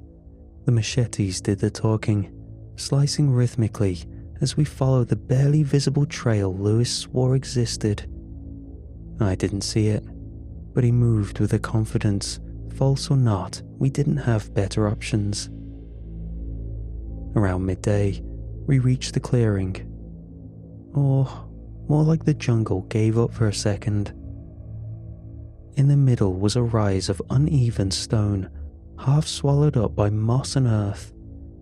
It could have passed for a hill, if not for the exposed edge of something unmistakably artificial. Weathered concrete and the rusted corner of a metal structure poking out like a broken rib. No one said anything right away. Then from behind me, a voice muttered, low and breathless, "There it is." We moved closer, brushing back the foliage. The moss came off in heavy sheets. Underneath, a swastika, barely visible, faint from time and grime, was stamped into the concrete, half melted from what looked like an old fire. None of us reached out to touch it. "Jeez," someone whispered. We'd found it. The bunker wasn't a myth. It was real, and it was here. Lewis stepped forward and ran his hand along the edge of the old hatch embedded in the slope, tracing the rusted wheel lock. He pulled gently, and it groaned like something waking up. The door was ajar, only slightly, but enough that the smell hit us almost immediately. Old oil, mold, metal, and beneath it all, something else, sweet and rotting. Ventilation shaft might be clogged, I offered with a chuckle. A flashlight clicked on beside me. No words, just a beam of light piercing down into a dark mouth cut into the earth. None of us said it out loud, but we knew. We were going in. The ladder was slick with condensation and rust. I climbed slowly, each rung groaning under the weight, until my boots hit the concrete floor with a dull, wet thud. The air down there wasn't just stale. It had an artificial weight to it. No power. That much was immediately clear and expected. The ceiling fixtures overhead were shattered, wiring frayed and exposed like vines, brittle and dead. The corridor stretched out ahead of us in both directions. Jonas stepped past me first, hand brushing the wall as we moved. Concrete still solid, he muttered.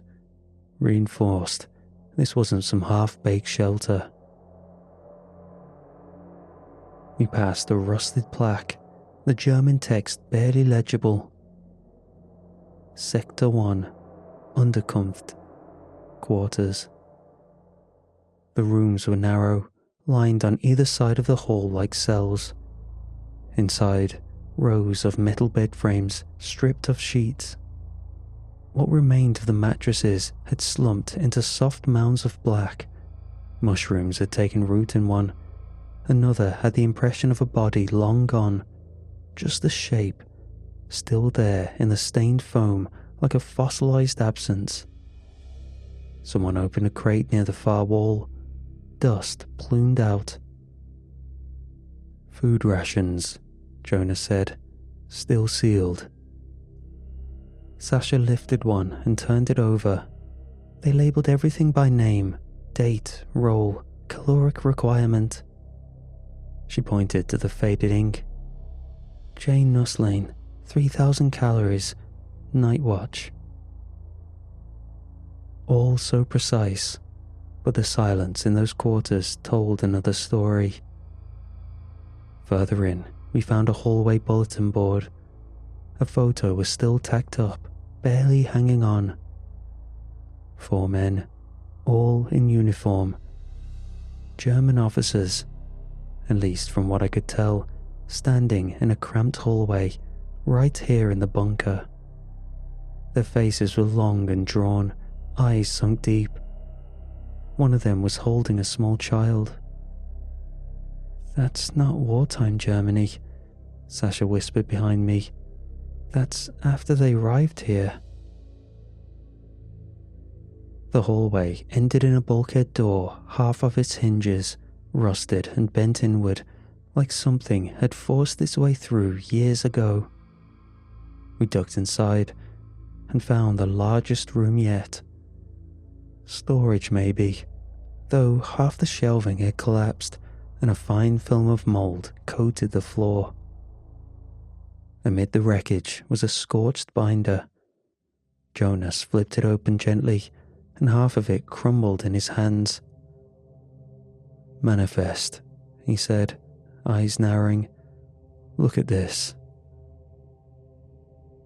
Typed names in columns, serial numbers, dates of birth, occupation. 978 entries. Men, women, children.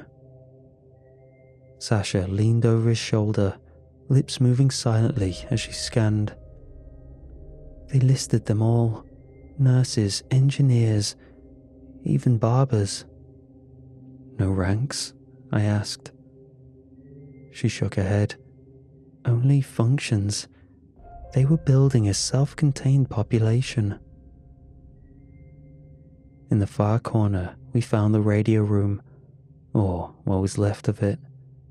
Shattered glass and twisted knobs lay scattered across the floor like shrapnel. An old broadcasting mic hung from its wire, swinging slightly in the humid draft. Banks of analog equipment were ripped open, fuses missing, wires yanked out in clumps. Dr. Kettley crouched down next to one unit and muttered, "This was military grade, state-of-the-art for the time." "Sabotage?" I asked. He didn't answer, but the way he stood up told me everything. We lingered in the radio room longer than we should have. No one said it, but something about the broken equipment unsettled us in a different way. Not just because it was destroyed, but because it had been intentional, as if someone had wanted to make sure no word ever left this place again. We moved on. Sasha suggested we start marking rooms as we went. Chalk lines, basic numbering. Smart idea. It helped, gave the illusion of control. Past the supply wing, we found a heavy door partially ajar with a tarnished brass plate above the frame. Officer Unterkunft. Officers' quarters. The air inside was different, still. Dust floated in the beams of my headlamp like falling snow, untouched for decades. Jonas moved toward the desk, opened a drawer. Empty. Another. Paper scraps. A yellowed photograph of someone blurred and smiling. Nothing useful. Sasha knelt beside the trunk. "Help me with this." I unclasped the rusted latch and helped to lift the lid. Inside, a wool officer's coat folded. Beneath it, something wrapped tightly in a stiff brown cloth, tied with a leather strap that cracked as she unwrapped it. A journal. The leather was dark, almost black with age, but still intact.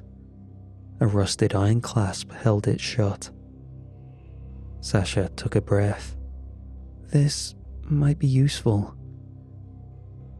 She worked the clasp loose. It took effort. It hadn't been opened in years. A sharp, metallic snap, then a shudder as the leather flexed. She peeled it open carefully, revealing thick, yellowed pages covered in tight, immaculate writing. And on the inside cover, scrawled in deliberate, blocky script, "I am Eric Mahler, engineer. If these pages are found, know that we are not all willing." We exchanged glances. For a long second, no one said anything. Then Sasha turned the page, and we began to read. May 12th, 1945. I have arrived in South America at last. The journey was as surreal as it was harrowing. After months of uncertain passage by submarine and stolen aircraft, we landed on foreign soil with a promise of salvation. The promise was whispered with fervour by those who orchestrated our passage, a promise of a new beginning away from the ruins of a lost war. Dozens more arrived in the weeks that followed, scientists with eyes bright from hope and despair, soldiers whose uniforms were as stained with honour as with regret, families clinging to the belief that they too might start over. We were all immigrants of circumstance, united by the lie of salvation. In time, we began the construction of something vast, an underground complex that stretched out beneath the unforgiving jungle. We laboured our hands and backs, broken by ceaseless work, Slave labour, both forced and self-imposed, carried bricks and mixed mortar in the dim light of torches. The complex was designed to be our haven. One day, we would shelter as many as 1,000 souls. Already the numbers grow, and each new arrival reinforces our resolve, though a gnawing doubt stirs at the edge of my mind. June 3rd, 1945. The days have grown colder, though the jungle remains unyielding in its humid embrace. Communications with Germany have all but ceased. At first, the higher-ups maintained that the war raged on, a justification to seal us inside this very bunker. But now, with every passing day, I find my certainty waver.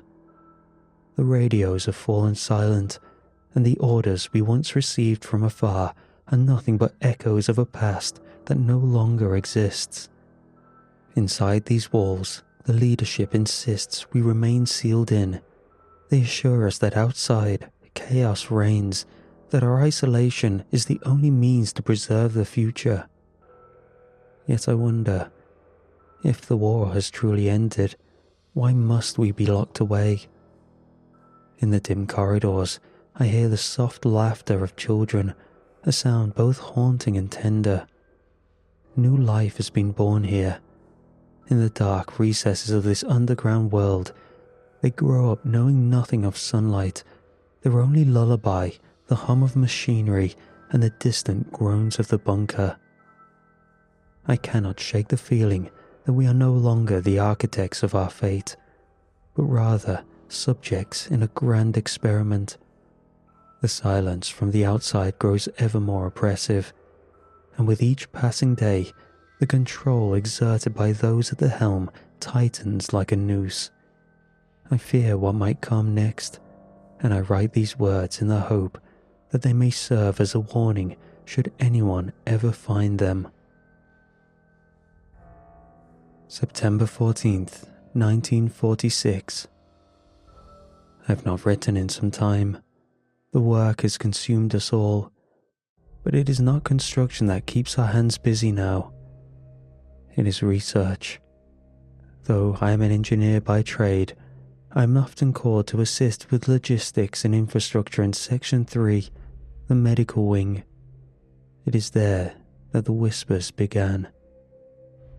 They called it Project Morgenmensch, the Man of Tomorrow Project. A rebirth, they say. A better human, a stronger one who will be ready when the Reich rises again, if not in this lifetime, then the next. I've seen the files. The injections are not just vitamin serums or nutritional supplements as they claim in official meetings. There are compounds I do not recognize, radiation-laced fluids, growth accelerants, even samples rumored to be derived from fungi found deep within the jungle. Some subjects are brought in at night, barely conscious. Others are volunteers, selected with honors. But none of them return to the dormitories. A man named Dieter, a chemical assistant from Sector 2, questioned the project openly last week. He was gone by morning. We were told he had requested a reassignment to an external outpost. I don't believe that outpost exists.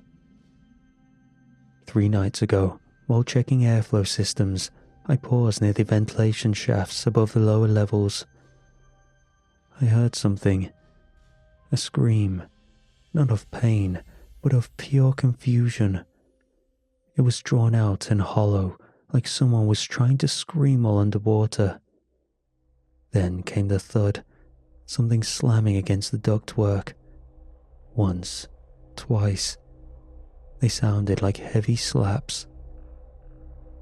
I have stopped asking questions, but I haven't stopped writing them down. February 7th, 1947. We were lied to. There is no Reich. There is no war. There is no Germany waiting to be reborn. One of the young technicians in communications, Rudolph, barely 20, smuggled in a radio from the surface during a supply rotation. A homemade receiver tuned to civilian frequencies. He played a broadcast for us, clear as a bell. A station out of Santiago, Chile. A full broadcast in Spanish, music, advertisements, and politics. We lost, long ago.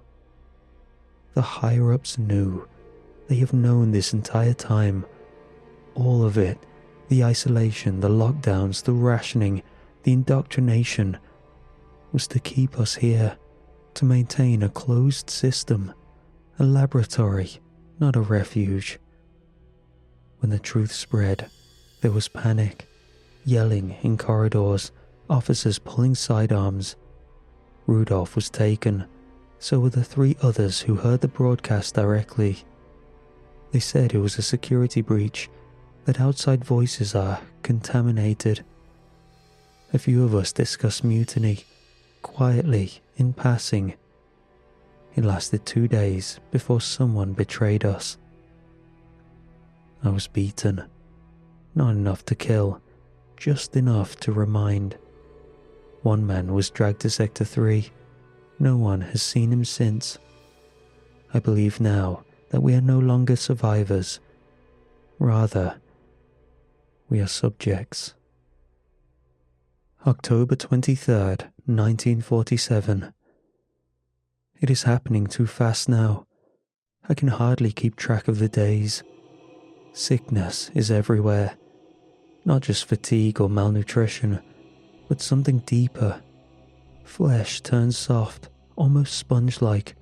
Eyes glaze over. Some have developed a sort of fever that doesn't burn the skin, but warps the mind. Men forget how to walk, women scream at nothing, and children are crying. The experiments have escaped containment. No one says it out loud, but everyone knows. It began with a breach in Sector 3, a door left open, a containment cell damaged. The lights went out for less than 2 minutes. But it was enough. They don't resemble people anymore. One moved through the upper maintenance corridor last night. I didn't see it fully. It moved in a sluggish pace. I heard gasps, then nothing. When I returned with 2 others, there was no blood, just clothing. 3 men gone, with no sign of struggle, only the scent of salt and bile in the air. Today, I opened a sealed supply crate in the communal hall.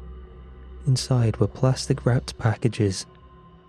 I read the labels: coded, sterile, clinical. Protein units processed. But it was warm. I took a knife and cut one open. They were feeding us the failures. Some knew, some didn't. But we ate anyway. We had no choice. I vomited until nothing came out but bile. I have not eaten since. November 9th, 1947. This will be my final entry. There is no more order here, only rituals, grotesque imitations of structure. Men still wear uniforms. They march the halls as if the Reich still listens, as if this place is anything but a grave. I was part of a small group who tried to escape. There was an auxiliary hatch built during the early days, before the lockdowns. We found it behind the water reserves, hidden under rebar and rotting crates. 6 of us planned to leave. We never made it out together. Something followed us, a failed subject, if you can even call them that. I saw its face for the first time. A man I once knew. Fisher, I think. His skin had melted like wax and reformed in sagging layers. His jaw was unhinged, his ribs pulsed like gills. He moved without urgency, like a predator that knows nothing can escape. He crushed Jürgen against the wall with one arm. I saw bones snap through his thigh like dry kindling. Hannah screamed until her voice gave out, then tried to run and slipped on the floor on what remained of someone else. We sealed the hatch behind us, but I was injured. My leg is broken. I can't walk. I volunteered to stay. The others are gone now, up that ladder and back into a world that might not even be waiting for them. Maybe they'll make it back. Maybe not. I no longer care. This journal will remain with me. If you are reading this, you must understand. We were not all complicit. We were not all monsters. We didn't speak right away after the journal ended. Sasha closed it with both hands, slowly, like it might shatter. She sat back on her heels, mouth slightly open in a stunned silence. Jonas had been pacing in a tight loop near the bed. Dr. Ketley hadn't moved at all. He stood by the desk, arms folded, staring at the floor like it owed him an answer. I couldn't think, couldn't find a thread to hold on to. The words were still echoing.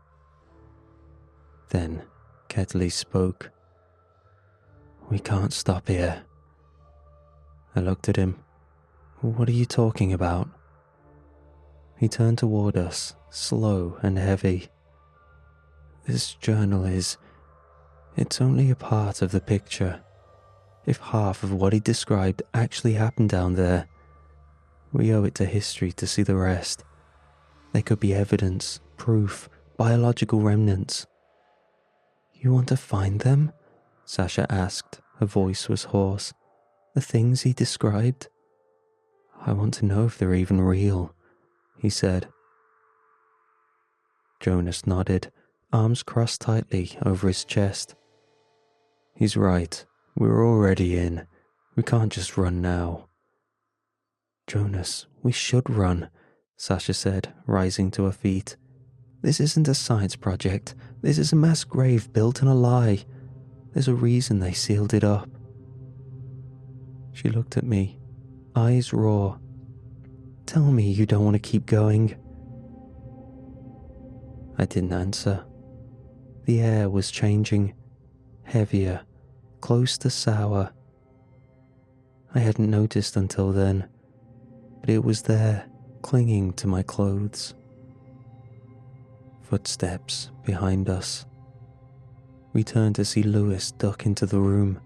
His face was pale, a thin sheen of sweat catching the light from his headlamp. He looked at each of us, then down at the journal in Sasha's hands. "I read a few more pages," he said. "I didn't want to, but I did." He swallowed hard. "There's something wrong down here, and I don't want to be a part of it." "We're going down," Jonas said. Lewis stared at him, then turned to me. "Don't go with them." I didn't answer. A minute later, he was gone. The air felt colder once he left. The stairs to the lower level had nearly rusted through, but the structure held.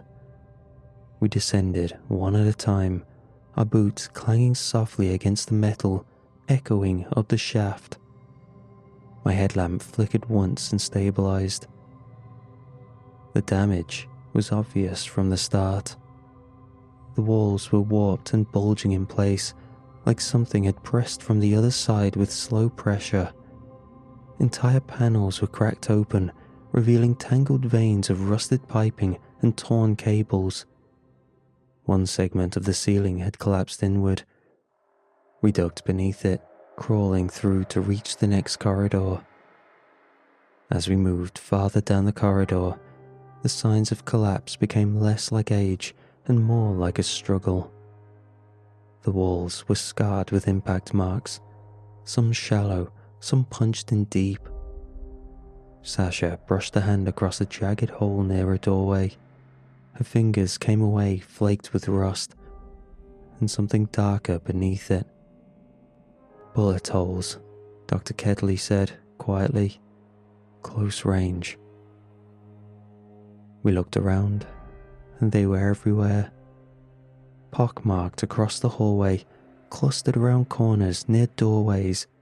Some had fragments of brass casings still embedded in the cracks between the floor tiles. Others were surrounded by long dried splashes of what could only be blood. Someone, maybe many, had tried to fight whatever got out.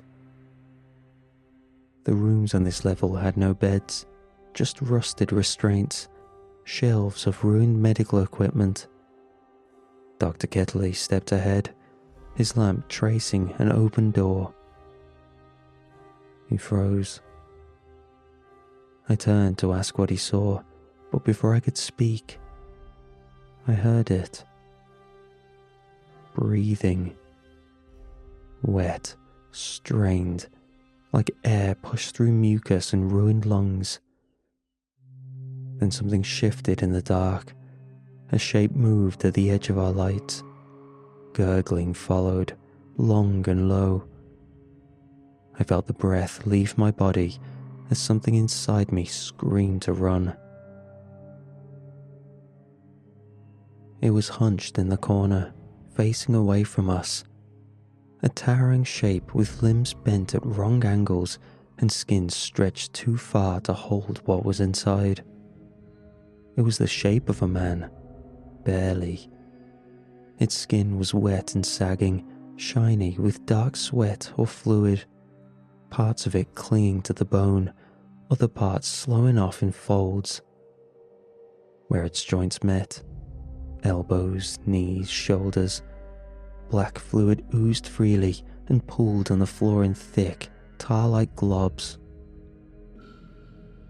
It was wearing something, or what remained of something.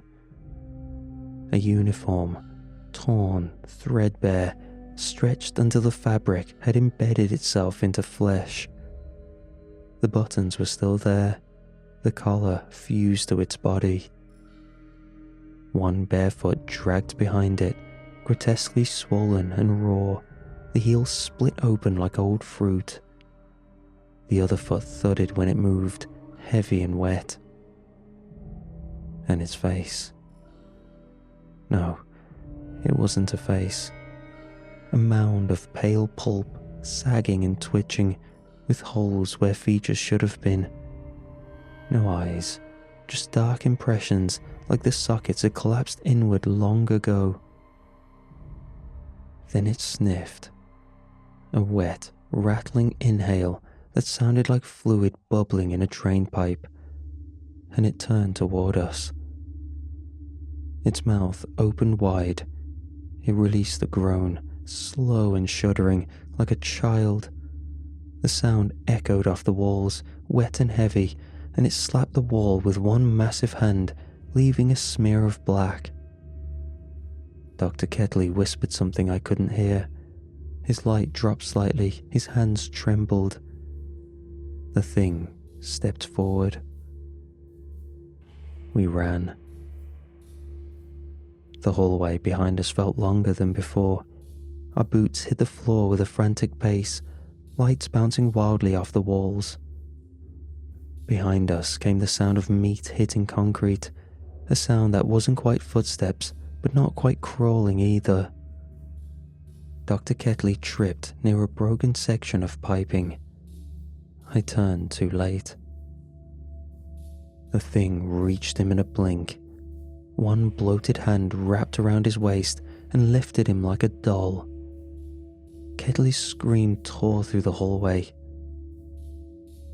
Then a crack. We kept running. Jonas was ahead of me, nearly at the bulkhead we'd come through when it happened. Jonas reached the doorway.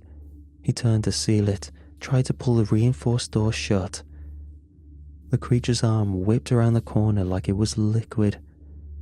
A tendril slid into Jonas's mouth, fast. His body arced violently, feet lifting off the ground as he convulsed. His eyes went wide, then rolled back. His limbs flailed once, twice, then stopped. He collapsed, twitching once before going completely still. The thing retracted its arms slowly. I backed away and realized I was the only one left. I kept to the left wall, then the right, mentally tracing every turn we took on the way down. My chest burned, my legs wanted to give, but something beneath it all, instinct, kept me upright. And then I saw the hatch we came from. Relief hit like a punch to the gut, so sharp it made me stagger. I climbed up the ladder and grabbed the iron wheel, turned it. Nothing. It didn't budge. I tried again, planted my feet, pulled harder. The bolts groaned faintly, but it didn't give. I felt along the edges. There were no breaks, no external damage, no collapse. The mechanism hadn't failed. It had been sealed from the other side. Lewis. He must have heard something from the outside, or panicked, or maybe he closed it wrong on accident. My fists hit the hatch again and again, pain booming across my knuckles. I yelled, screamed his name. No response. Behind me, moisture. The faintest vibration underfoot, followed by the moan. I shut off my light, backed into the dark. The crawl space I'd found was barely wide enough to fit through. An old maintenance shaft lined with torn conduit and brittle cables. I didn't think about what might be in it. I just dropped to my knees and slid inside, scraping my ribs against the stone, arms shaking as I pulled myself deeper. I stopped, maybe 15 feet in, tucked between two collapsed pipe junctions, curled as tightly as I could. My chest rose and fell so fast, I was afraid the sound of my breathing would give me away. I clamped my hand over my mouth and waited. The thing came into view slowly, just light at first, bouncing dimly from a lamp still lying in the hallway behind me. Then the sound. It was a strip of fabric, barely holding to the remains of a coat or uniform, a piece of cloth fused into the rotten flesh of the creature's chest, barely hanging on. A name tag. Marla. The lettering was faded but clear enough. Eric Marla. It paused near the hatch. I couldn't see it clearly anymore, but I could hear it. It slapped the walls, sniffed the air loud, gurgling inhales like a drowning animal struggling to taste something lost. Then it began to speak. Not full words, but it tried anyway. Ruhe, mein, komm. I squeezed my eyes shut and held my breath.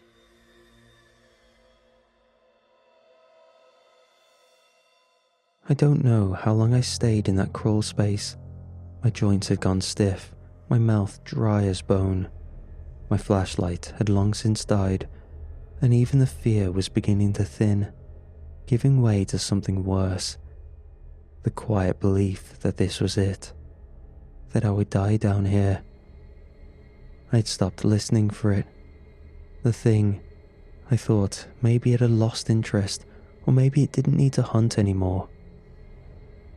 Then, light, flooding in from the corridor, warm and golden, not the sterile white of our headlamps, but sunlight, pure and alive, crashing through the darkness like a resurrection. And a voice, familiar, human, cracking with panic and guilt. I came back. A pause. I'm sorry I left. Are you there? Lewis. My body reacted before my mind could, but I wasn't the only one who heard him. I scrambled out of the crawl space, half crawling, half tumbling. My legs screamed, blood rushing back into numb muscles as I ran full tilt toward the hatch. The air stank of heat and rot. The moan behind me grew louder, closer. The floor shook beneath its weight.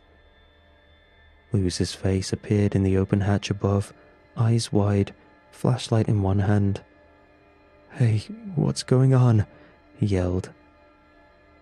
I threw myself at the ladder, missed the first rung, slammed my shin, climbed anyway. My fingers fumbled for grip, the metal slick with sweat and grime. Lewis reached down, grabbed my arm. He pulled. As my head crested the hatch, I felt the pressure shift behind me, a blast of heat and a wet sound. The thing was at the base of the ladder. I screamed.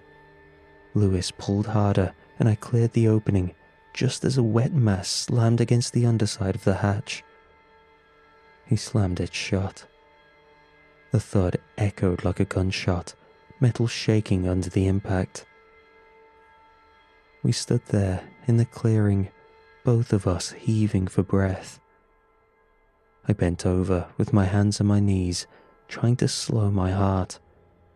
Lewis paced in wide, frantic circles, wiping sweat from his face, mouth working like he wanted to say a dozen things but couldn't pick one. Then he turned to me, eyes wide, hollow. "Where's Sasha?" he asked. I didn't answer. "What about Jonas and the professor? What happened down there? What was that thing?" My lips parted, but nothing came out. I opened my mouth again, tried to form words, but it was like they were stuck behind everything I had just seen, felt. Lewis stepped closer. "Tell me what happened." "They're gone," I finally said. They're gone." He stared at me for a long time, like he was trying to read something I couldn't put into words. Then, slowly, he pulled out his phone. "I'm calling someone," he muttered. He stepped a few feet away, murmuring into the speaker, giving what details he could. Location, injuries, urgency. I just stood there, numb, watching the hatch like it might start rattling again. But it didn't. We left before they arrived. Neither of us wanted to be there when they opened it again, if they opened it again. But we knew we had to stay, and so we did. A few days passed. The authorities came, local police first, then federal agents, and finally, someone in clean uniforms with no names on their jackets. They wouldn't say who they worked for, only that the site was under investigation, and we were advised not to speak to the press. Weeks later, I got a call. Lewis was on the other end, voice low. "They found it," he said. "Everything. The bunker, the journal, all of it." "And?" I asked. He went quiet. "No bodies," he said finally.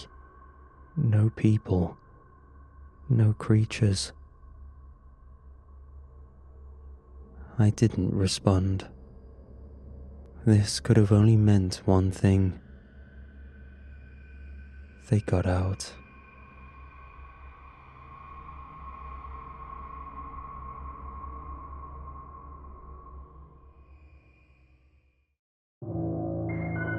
I'll start by saying that if I had known what this would lead to, I never would have touched it. I would have kept dragging myself through the exhaustion and creeping dread that had settled over my life. I would have let it crush me instead. But at the time, it didn't feel like a mistake. It felt like salvation. I was barely keeping it together, mentally, physically, and emotionally. Work was draining the life out of me. Every morning, I woke up with the same exhausted groan, accompanied by the all too familiar dull pain behind my eyes as the realization that I had to get through another day of this hit me. My life had become a loop of meaningless emails and passive-aggressive meetings. My social life had deteriorated into scrolling through other people's happiness on Instagram. My body felt sluggish, and so did everything else. Then, out of nowhere, I got a text from Jason. He was a guy I used to work with before he burned out worse than me. I hadn't heard from him in almost a year, ever since he quit his job, went through a brutal breakup, and spiraled into some kind of depressive abyss. He wanted to meet up, and when we did, I barely recognized him when he walked into the bar. Jason had always looked horrible, but as he stood in front of me, he looked like he had been reborn. His skin was clear and glowing, his eyes were sharp and full of life. Even the way he moved was different. I couldn't stop staring. "What the hell happened to you?" I finally asked.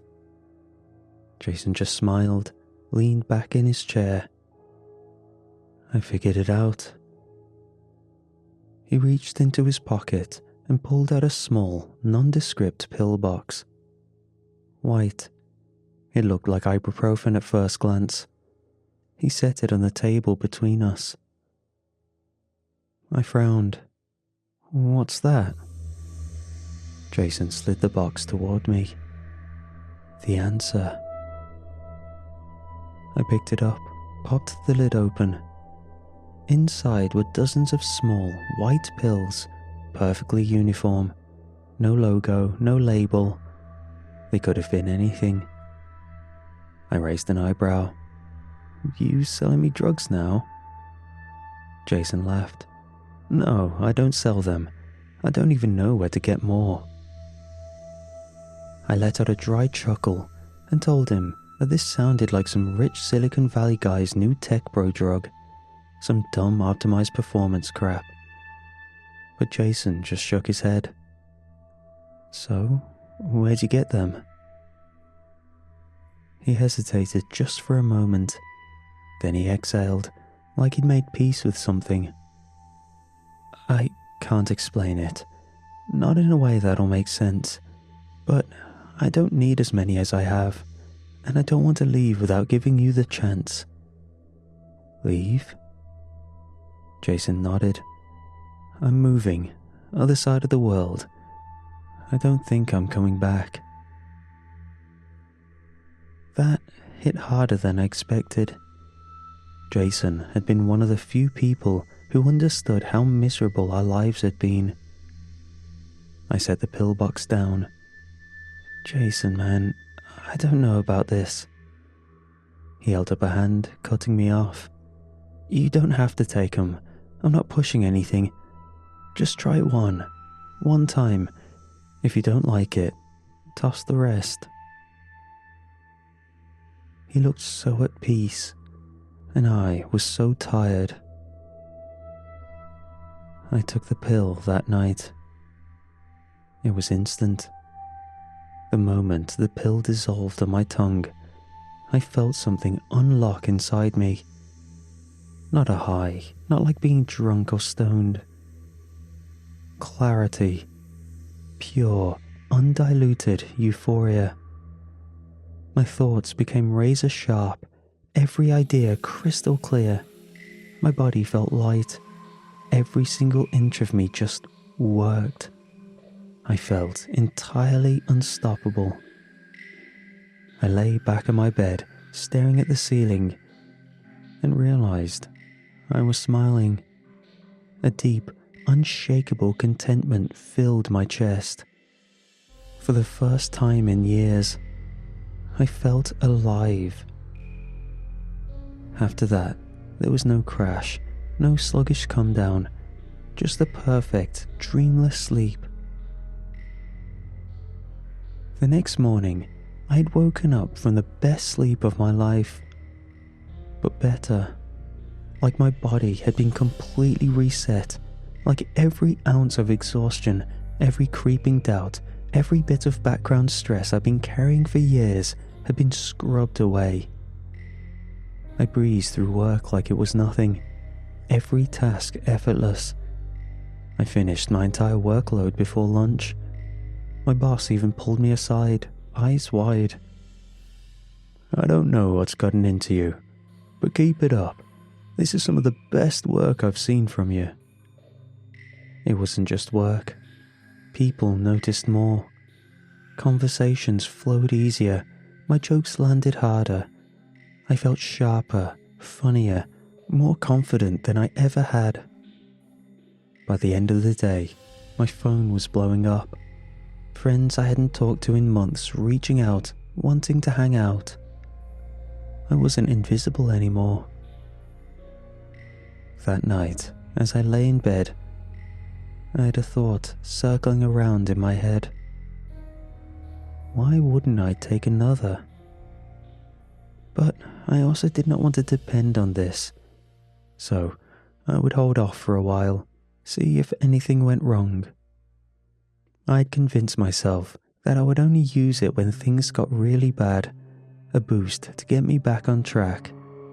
Maybe it was even some kind of placebo effect, my brain waking up for the first time in years and tricking itself into feeling superhuman. But the next morning, when I rolled out of bed and felt the familiar drag of exhaustion pulling at me, I knew it had worn off. I hesitated for a while. I even went through the motions of a normal morning, but it wasn't the same. That sharp clarity I felt yesterday was gone, like a door had been shut in my brain. The temptation was there, whispering in the back of my head. Just one more. What's the harm? I gave in, easier than I'd like to admit. The second pill hit just like the first. There was no slow build-up, no waiting period. The moment I swallowed it, my mind clicked into place, like someone had turned the lights on inside my skull. The heaviness in my limbs vanished. I was instantly unburdened by hesitation or doubt. I was alive. Then I blinked, and an hour was gone. I stood in my bathroom, staring at my reflection. The last thing I remembered was taking the pill, checking the time, and heading toward the sink to brush my teeth. But now, it looked like I had just got done taking a shower. The water was running, and the clock on the wall said it was past 8. I turned off the faucet and rubbed my face, trying to shake off the feeling of something being missing. But I felt better than fine. My body was humming with energy, the same exhilarating sensation I had felt before. Maybe I just zoned out or fallen into some kind of hyper-focused state.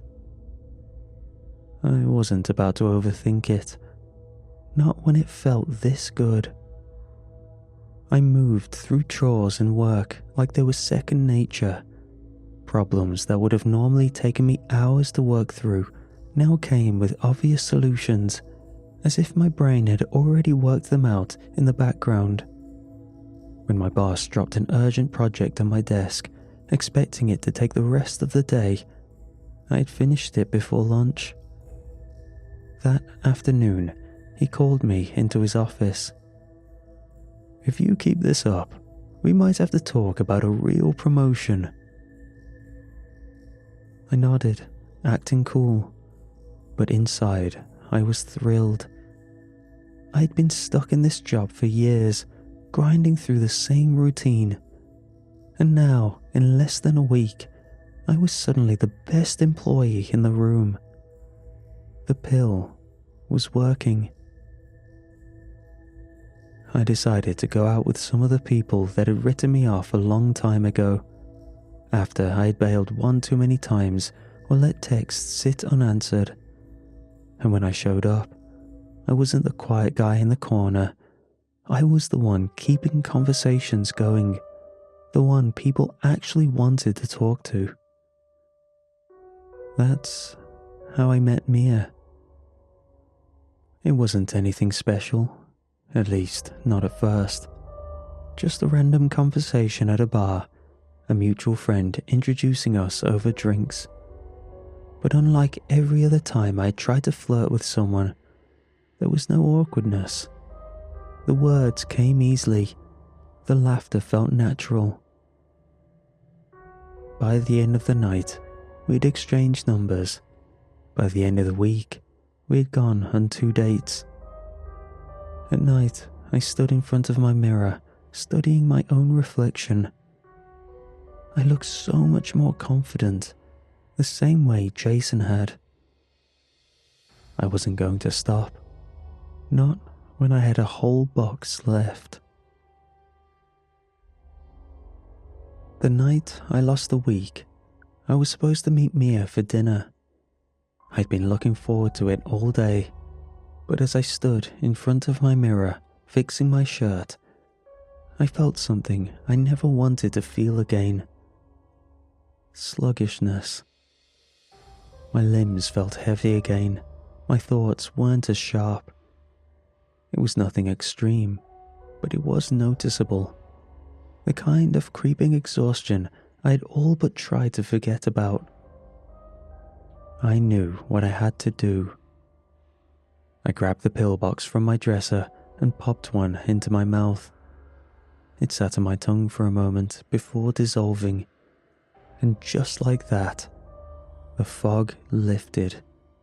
My heartbeat steadied. My mind lit up. That was the last thing I remembered. I woke up in my bed. The first thing I noticed was the morning light bleeding through my blinds. That didn't make sense. My date had been at 7 p.m. I reached for my phone, blinking against the brightness. The screen showed the date. It was 7 days later. I sat up so fast I nearly fell out of bed. My first thought was Mia. I had missed our date. She must have been furious. And work. I had been out for a whole week. My boss was going to kill me. My bills, my emails, my texts. Everything was probably in ruins. I unlocked my phone, dreading what I was about to see. But there were no missed calls or panicked messages. I tried looking for a sign that anything was wrong, but I couldn't find anything. I scrolled through my texts, breath catching in my throat, when I saw an unread message from Mia. "Last night was amazing.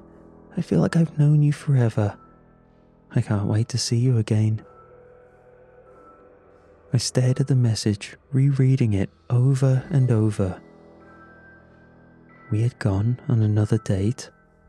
I had been there. I checked my call log. I had spoken to people, texted them, replied to emails. My work schedule was completely normal. No absences. It was like I had lived the week perfectly. Except I didn't remember any of it. My hands were shaking when I decided to dial my co-worker. I had to know what was going on, and I had no other way of getting information that I could think of. He picked up almost immediately. "Yo, what's up?" I forced a casual tone. "Not much, man. Just checking in. How was work this week?" There was a pause, then a chuckle. "Rough, but you should know. You were there." My stomach dropped. I tried again. "Yeah, of course, just, it was a blur. Remind me what happened?" He started listing off projects, meetings, conversations we'd had. I hung up and called a close friend next. Same thing. "You good, man?" they asked. "You've been on fire lately. Haven't seen you this sharp in years." I could barely respond. My mouth had gone dry. Everyone remembered a week that I didn't live. My body had been awake, but I wasn't in it. The next number I called was Jason's. "This number is no longer in service." I tried again and again. Nothing. Jason was gone, probably already living life in that other country he was talking about. That night, I dumped the pillbox into the trash. I wasn't touching it ever again. But the moment I made my decision, my body betrayed me. It started with what felt like a mild headache pressing against my skull. By the next morning, the ache had grown into a full-body fever. My muscles felt like they were shredding themselves apart. My skin was too tight, too hot, crawling with 1,000 unseen insects. I curled up on my couch, drenched in sweat, gripping my stomach as waves of nausea rolled over me. I thought it would pass, but it didn't. By the second day, I couldn't think straight. My brain felt fractured, like there was something inside it trying to dig its way out. My thoughts wouldn't connect. My vision blurred. My hands shook violently whenever I tried to hold anything. At one point, I swore I heard someone whispering my name. I turned my head so fast my neck cracked, but there was no one there. By the third day, I wasn't sure what was real anymore. I stopped showing up to work. The job that had felt effortless now felt impossible. Every email I tried to write came out as nonsense. I would stare at my screen for hours, my fingers frozen, my brain refusing to cooperate. My boss sent me a single message. "What's going on with you? You were doing so well." I didn't answer. My friends stopped reaching out. At first they checked in, asked if I was okay, but I was moody, volatile, paranoid. I would snap at them for no reason, then apologize the next day. Eventually, they stopped texting back. Mia was the last to go. She stuck around longer than I expected. She tried to be patient, but I could see it in her eyes. She didn't understand what had changed. One night she came over, sat next to me on my couch and said, "You're different now." I didn't even argue. She left, and I didn't try to stop her. By the end of the week, I was completely alone. I had lost everything the pill had given me: my job, my friends, my mind, my body. But worst of all, I had lost who I could have been. Because I wasn't just feeling withdrawal. I was feeling hollow. Like whatever had been inside me for that missing week had taken something with it when it left. And the only way to get it back was to take another pill. I held out as long as I could. I really did. I locked myself in my apartment, trying to sweat it out, to fight through it. I promised I wouldn't touch it again. My body moved before I could stop it. I dug through the trash, hands shaking, tearing open the bag, searching for the pillbox. Halfway through, I realized how out of control I was, yet I couldn't do anything about it.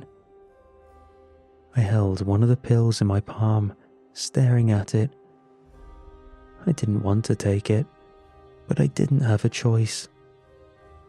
I put it on my tongue and swallowed. I woke up to the smell of fresh coffee and expensive perfume. Soft morning light filtered through the sheer white curtains. The bed beneath me was impossibly soft, the kind of mattress that swallowed you whole. For a moment, I thought I was dreaming. Then, I turned my head.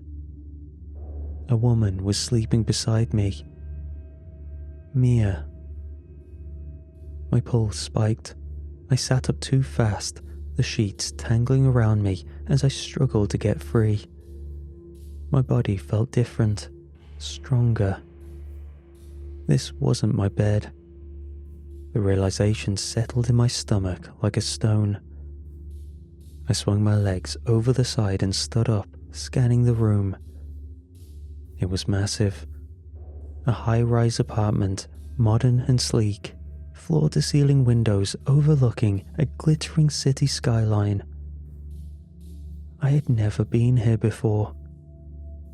There was a walk-in closet to my left, the door slightly ajar. Inside, racks of expensive suits and designer shoes lined the walls. The shelves held watches that cost more than my rent used to. None of it was mine.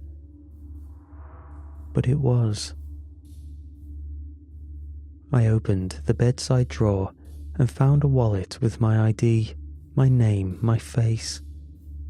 I turned to the nightstand and grabbed my phone, fingers trembling as I checked the lock screen.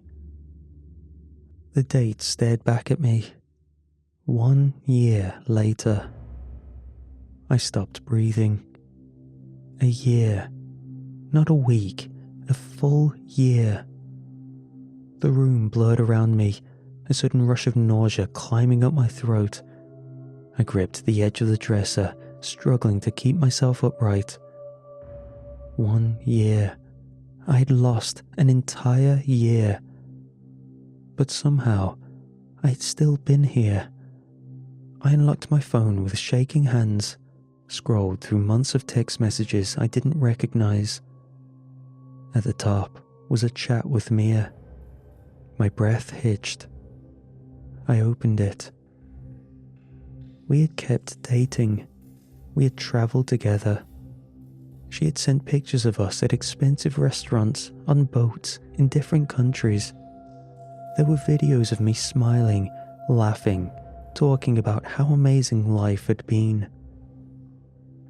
I had proposed to her. There was a photo of her hand, a diamond ring shining against the skin. I read the messages, trying to force a single memory to the surface. But there was nothing. I was looking at someone else's life, a better life, a perfect life, and I hadn't been here to live it. I backed out of my texts and checked my bank account. The balance nearly made me drop the phone. Millions. I had become insanely wealthy. Whatever had been using my body for the past year, it had played the part flawlessly. I scrolled through emails. I had a high-powered job now, something in finance, something I knew I had never been qualified for. I had clients, colleagues who respected me. I was a completely different person, and nobody seemed to notice. Mia stirred in her bed. I flinched, She sat up, stretching, her hair falling in waves over her shoulders. She turned to me with an easy familiarity, smiling like she had done this 100 times before. "Morning, baby," she murmured, voice heavy with sleep. I felt like I was going to be sick. I stumbled out of the bedroom and into the hallway, my breath coming fast and shallow. The apartment was pristine, enormous. Every surface was sleek and polished, every piece of furniture meticulously chosen. I made my way to the kitchen, hands gripping the counter as I tried to steady myself. What was I supposed to do? I couldn't tell anyone. I couldn't say, "Hey, I actually haven't been here for the past year. Can you tell me what happened?" My life was perfect. I had everything I had ever wanted. But none of it belonged to me. Because I wasn't the one who had built it. I took a shaky breath, trying to think. Could I fake it? Just pick up where my body had left off, learn the routines, read through my messages, figure out how to become this version of me? Or should I try to stop it, find out what really happened, make sure it never happened again? I wasn't sure what the right answer was. But then, my hand moved. Not on its own. I could feel myself doing it. I was reaching, but I wasn't making the choice. My fingers brushed against something cold and smooth on the counter. I looked down. The pill box. The same one Jason had given me. The same one I had thrown away. The same one I had sworn off forever. It was waiting. I stared at the pill in my hand. I knew what would happen, but even as I tried to resist, I felt it. That pull, that impossible temptation. I had taken one to lose an hour, one to lose a week, one to lose a year. And now, as the pill pressed against my lips, I wondered, how much would I lose this time?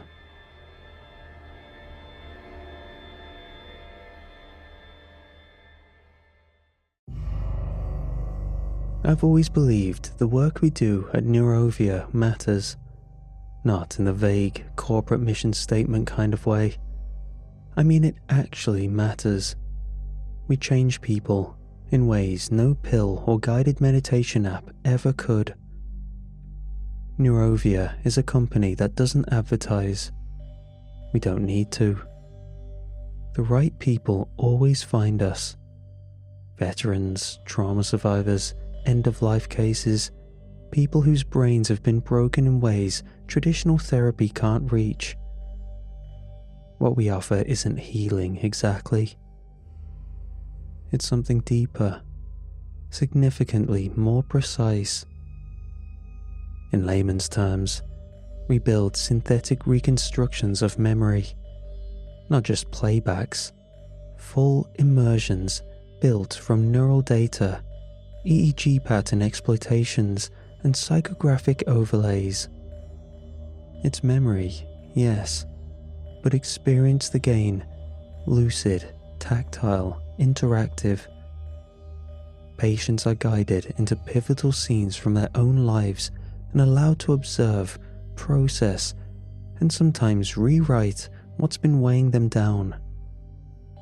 Usually, these sessions are managed by an AI therapist that reacts in real time, a kind of memory-native emotional companion. And for most patients, that's more than enough. But for the outliers, the ones whose minds don't play along or whose traumas resist logic, that's where I come in. They call us transitional memory escorts. The name sounds gentler than the job actually is. We go into the memory immersion with the client, like a neural co-pilot. There's a whole protocol for it. Matched brainwaves, synchronized breathing, psychological rapport testing, and a biometric tether that keeps us linked but separate. I'm not there to fix them. I'm there to keep them from sinking. It's like diving into someone's personal movie, guiding them to the credits. I've done 31 immersions over the last 4 years. I've held the hands of women watching themselves lose their children. I've stood beside soldiers forced to relive firefights in infinite loops. One man asked me to shoot him just to see if it felt real. I didn't, of course.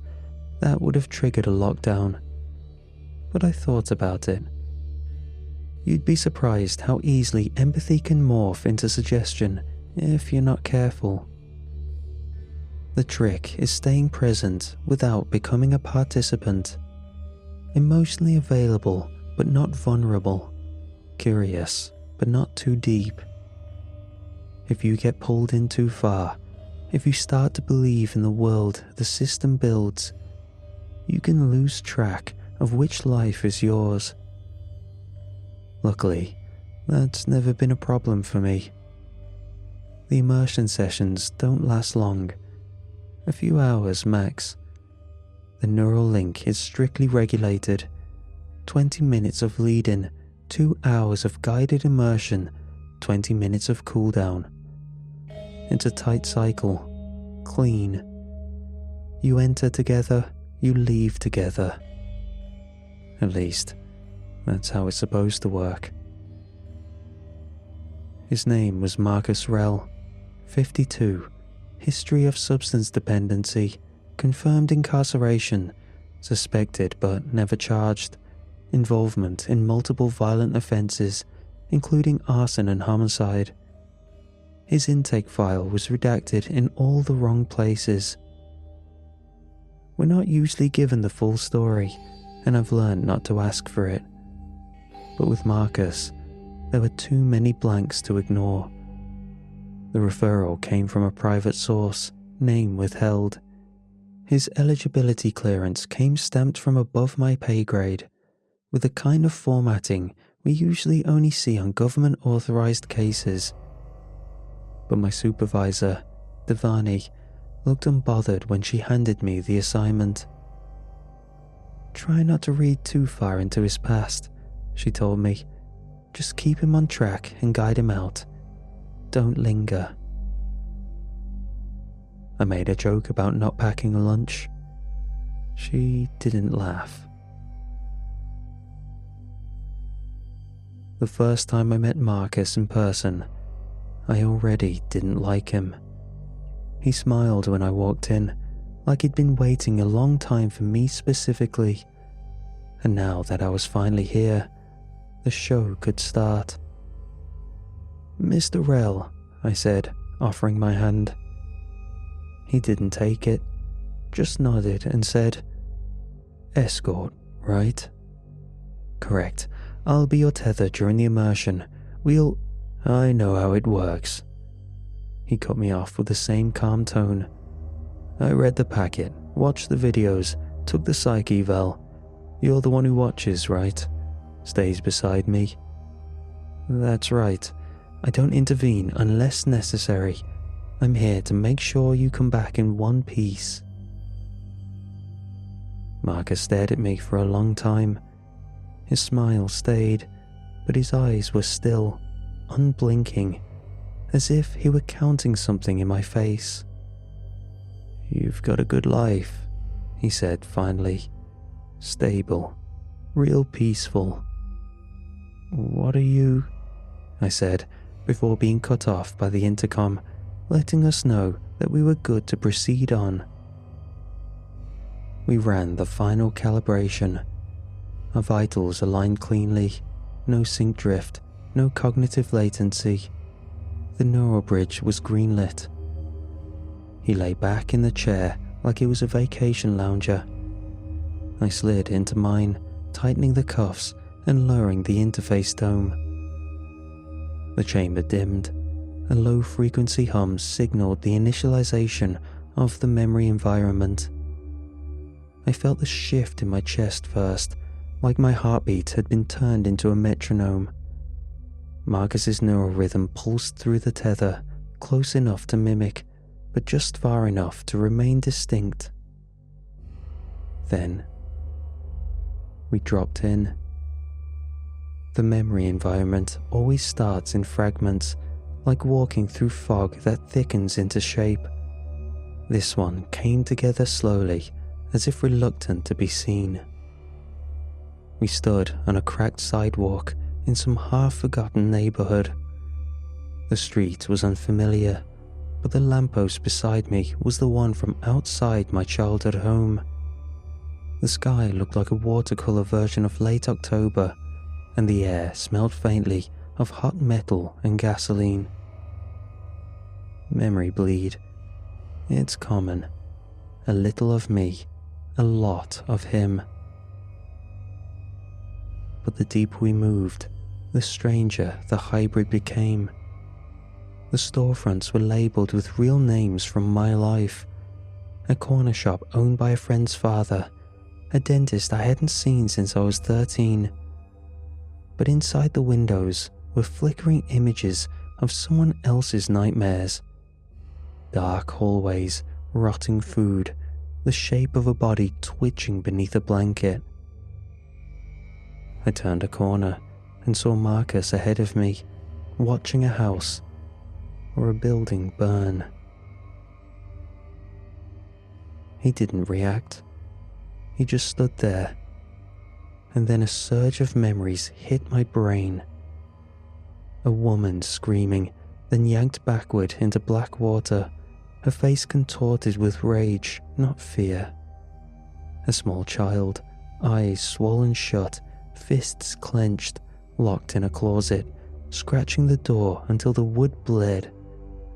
A pair of hands, Marcus's, I presumed, pressing down on someone's throat. The skin under his fingers changed colour as the pressure held.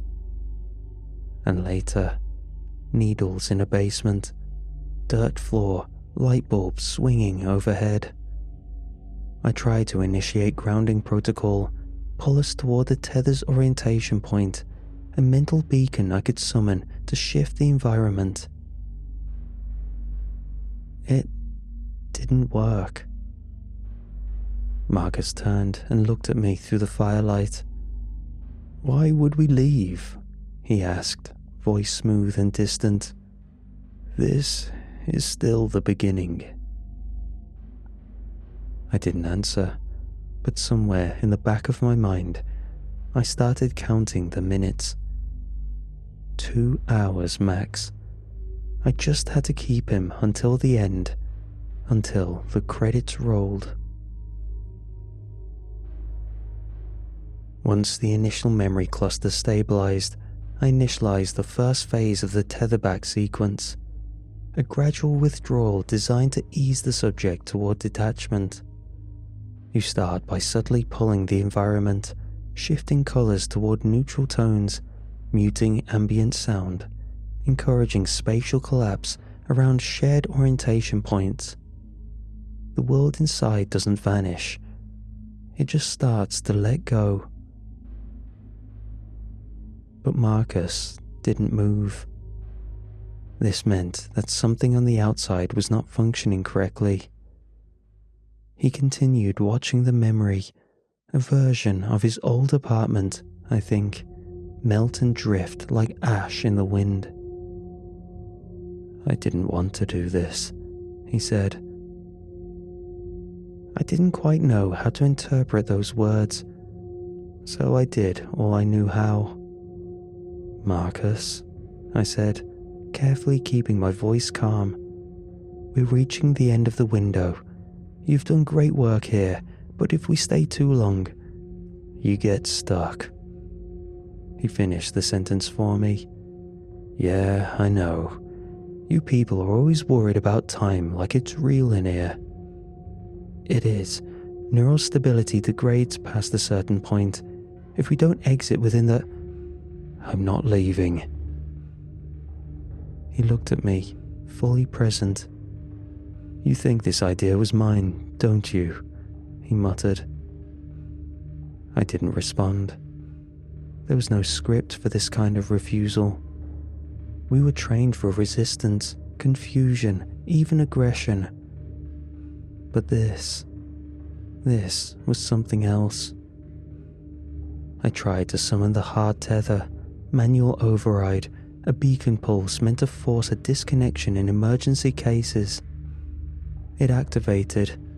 I felt the jolt through the shared neural thread. But we didn't move. That's when I was certain that someone was interfering from the outside. The world flickered once, like a film reel catching, then resumed exactly where it left off. Scenes kept looping and mixing with each other. My memories, Marcus's memories. I'd started to lose grip on which scenes were mine. I stood in a grimy kitchen I'd never seen before, but the counter had the same chip as the one in my first apartment. I looked out the window and saw a tree. Gnarled, diseased, unfamiliar. But I remembered climbing it. I blinked and I was in a back alley. My hand was wet, heavy. I looked down and saw blood on my fingers and a tire iron in my grip. I smelled copper, sweat, rage. Someone behind me was moaning, their voice rasping like they were trying to speak through broken teeth. But I'd never been there, and yet I remembered it. Not like watching someone else's memory, not like walking through Marcus's past. It was mine. My breath, my heartbeat, the rage behind my eyes. I remembered the surge, the moment of impact, the metallic vibration through my arm. Later, I found myself in a motel bathroom, the mirror cracked, a lighter in one hand and a rubber tourniquet in the other. My reflection looked sunken, yellowed, ruined. Every part of my body throbbed with a dull ache. The taste hit me before I realized what I was doing. My eyes rolled to the back of my head and I hit the floor hard. You see, time doesn't pass in a straight line during immersion. It folds, doubles back. You can live through the same moment 100 times and still be surprised when something changes. And something did change. When I woke up, I was no longer in memories of his. Instead, I watched him in mine. I stood on a beach I knew, my beach from my honeymoon, and Marcus was sitting beside my wife, holding a hand, laughing. I was in my childhood kitchen, and he was washing dishes while my mother hummed nearby. I walked into my own apartment and saw him sitting at my table, reading the newspaper with my name on the byline. I tried to speak, to confront him, but he looked up at me, calm as ever, and said, "You're not my guide, you know that." He folded the paper, stood slowly, and walked toward me. "You're my exit." He took another step toward me, his face serene. I backed away instinctively, but the memory space didn't budge. No matter how far I moved, he was always the same distance from me, like something had decided it liked his gravity more than mine. "Marcus," I said, voice low, "that's not how this works." "You're right," he said, tilting his head. "It's not. Not officially. I've been in prison for many decades, boy. I can't get a job with this record, let alone fix my life at my age." He spat. "So imagine my surprise when a government official reaches out to me, offering a way to not only fix my life overnight, but potentially make it better. I tried to reach for the tether again. Nothing. It was like trying to tug on a string buried in concrete. You don't get to take someone's life just because someone else said you should. He laughed softly, like I was a child saying something naive. "Oh, but I didn't choose you," he said. "You think I would care to pick anyone out of a crowd?" He glanced at the newspaper in his hand, then tossed it aside. "You ever wonder why you couldn't see my referral? Why your clearance flagged, but no one said a word?" I didn't answer. "But don't worry, you weren't the only one in the dark. Most of your colleagues are clueless as well. They didn't tell me anything either, just that I was approved, that I'd be eligible for neural transition. A new beginning, they called it." His eyes locked onto mine. "They didn't offer therapy or prison or peace. They offered this, a simple infiltration and practice." "You're saying they used you?" I said slowly. "Used us?" He nodded once. "I was dying," he said. "Not sick, just empty, used up. Years of noise in my head. They said I could be fixed, but I had to be a useful guinea pig." "Useful how?" "They wanted to know if it could work. If someone could be moved, relocated, extracted from the self. They built the tech to guide people back. But what if someone could step forward instead?" I stared at him, cold rising in my spine. "And you agreed?" He shrugged. "Like I said, no other options. They gave me a path and a person.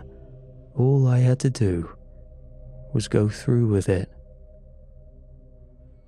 He took another step. I didn't move this time. "I didn't know who you were, but like I said, you're stable, and your mind was quiet enough to let me in without fighting." My voice came out flat.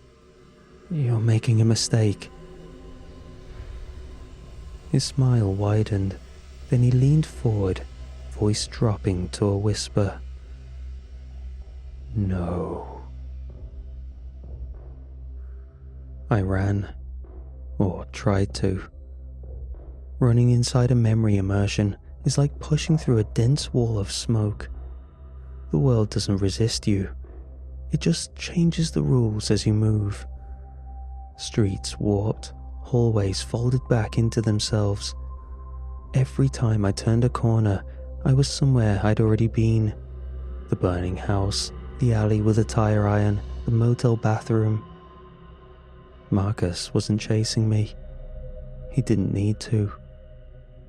I reached for the emergency override again, the internal failsafe they build into every escort's tether. Mentally, it feels like grabbing the base of your own spine and pulling upward, a full-body signal that says, "Get me out." Nothing happened, though desperation was pushing me to try again and again. I tried, harder. I screamed for extraction, screamed for the external team to sever the link. But the sound that came out of my mouth was wrong. Not in pitch, in ownership. It was his voice. I heard Marcus's laugh curl out of my throat and echo back at me. I turned, and there he was, standing exactly as I was standing, breathing in sync with me. We stared at each other across a memoryscape that couldn't decide what it was anymore. 1 second, it was my childhood bedroom, walls covered in peeling posters, then the motel again. He stepped forward. I stepped back. He moved again. I mirrored. And then, without warning, he lunged. We collided like two magnets in a vacuum. No resistance, just impact. A full body falling inward. I hit the ground hard, but I didn't feel pain, just disorientation, like I was spinning through every version of myself I'd ever been. We fought with memory. He pulled scenes into the space like weapons. My first kiss, now with his face, my graduation, him shaking my father's hand, my wedding, and he was standing at the altar in my place, smiling at my wife like he'd known her forever. I tried to push back, flooding the space with his memories. For a moment, he staggered, but I saw the relief in his eyes. He wanted me to bring it all back, because the more I let his life pass through me, the deeper he sank into mine. Our bodies shifted mid-struggle. My hands became his shoulders turned into mine. We rolled, twisted, blurred.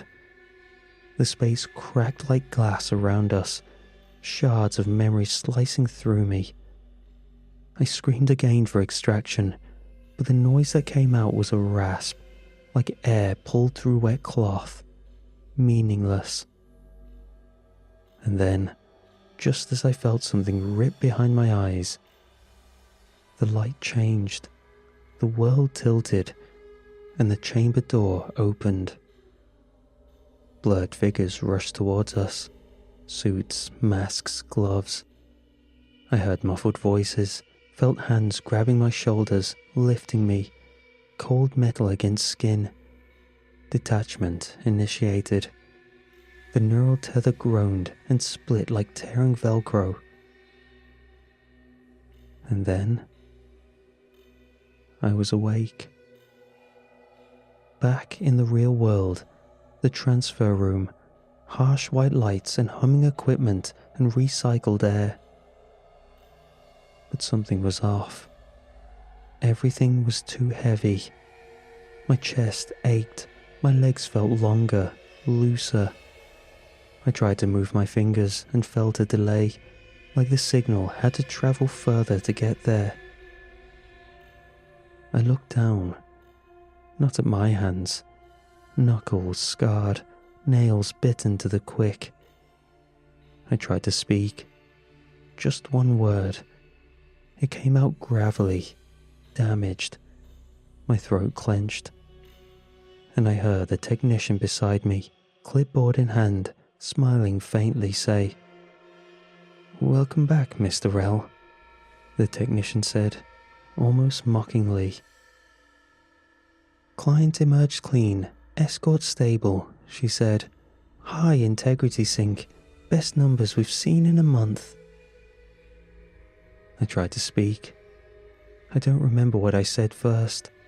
Probably stop or help or wait. None of it came out right. My voice wasn't just unfamiliar.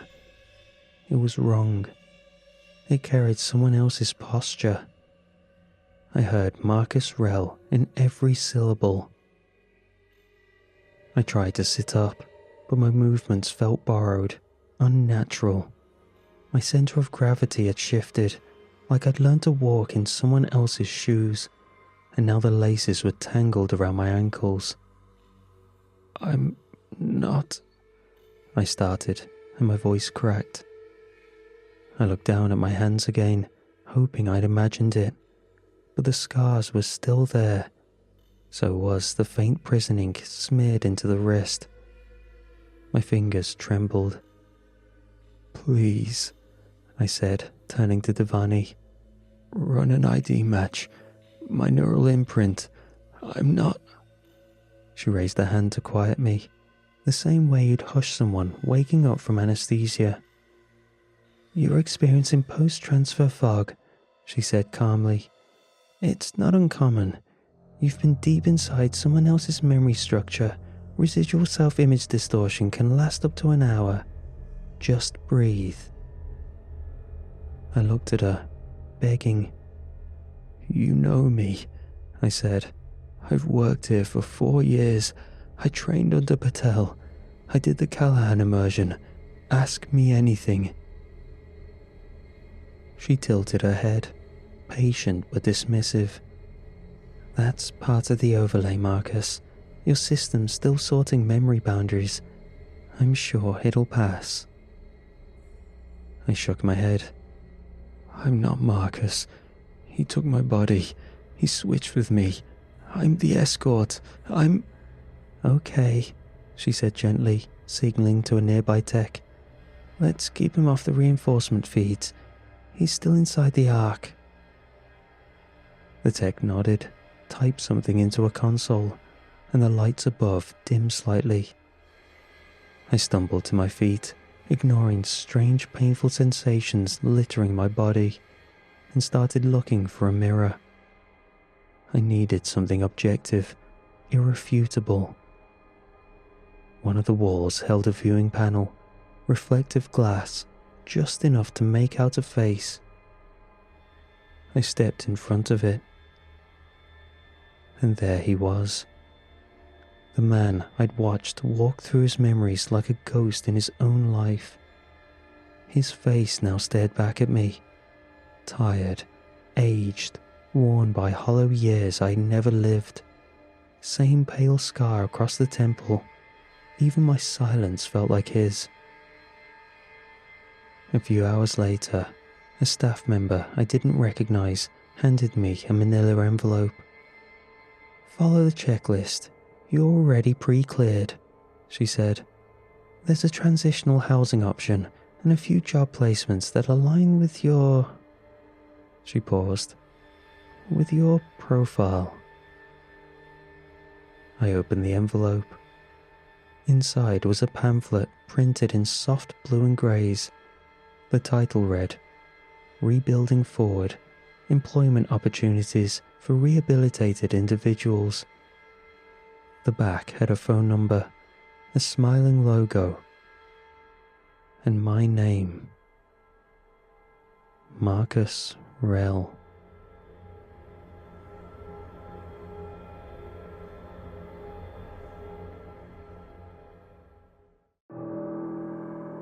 Life was well. When I wanted a job, I worked hard and got a good one.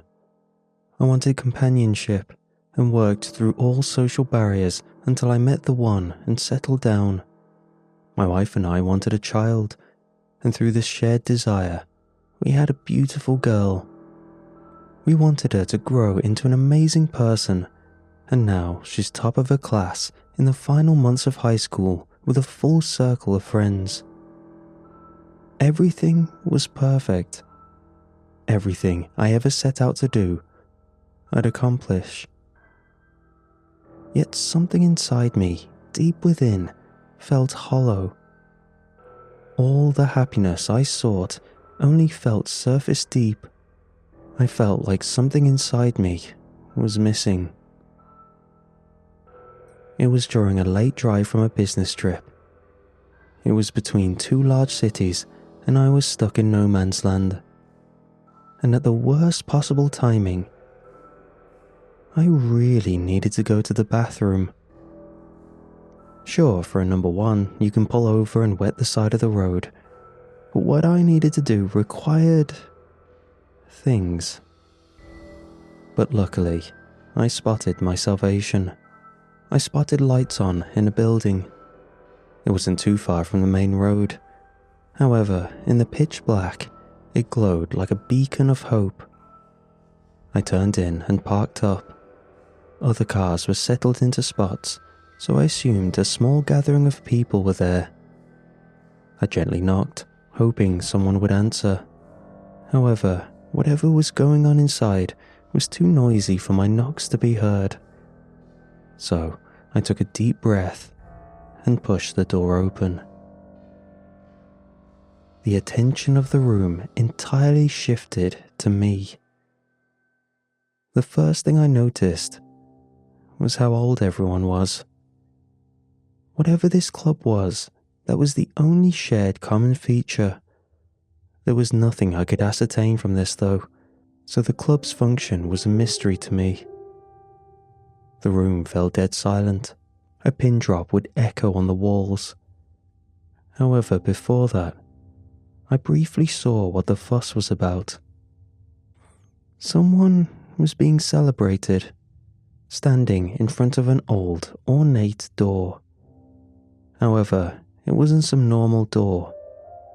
There was a strange glow from inside, but it didn't look like anything I'd ever seen before. But what really caught my attention was the sound. In the brief silence, I could hear it. A strange thumping sound. However, it had a rhythmic pattern to it, almost deliberate, yet felt so natural. It was hard to describe, but I was drawn to it. I wanted to know what it was, to feel it. A man in a clean suit cleared his throat and approached me. "Welcome. Are you a new applicant to the club?" he asked politely. No, sorry. I was just driving through and really needed the bathroom. I haven't seen a service station in so long. Is that okay?" His soft smile faded before returning as he guided me to the restroom area. While doing my business, I could hear the commotion start all over again. Cheers and celebration rang out through the hall, echoing into the cubicle I was simultaneously demolishing. I was exhausted when I finished my business. A double flusher, at least. With my hands washed, I headed out, ready to go straight for the door, not wanting to intrude whatever was going on in this remote meeting hall. But all it took was a quick sideways glance for a mountain of intrigue to hold me down. I watched as a man stepped through the ornate door.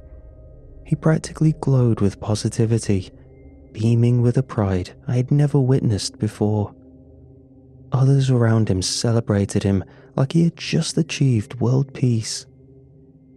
Even from where I stood, whether it was seeing so many people happy or something from behind the door, I felt it too in a slight way.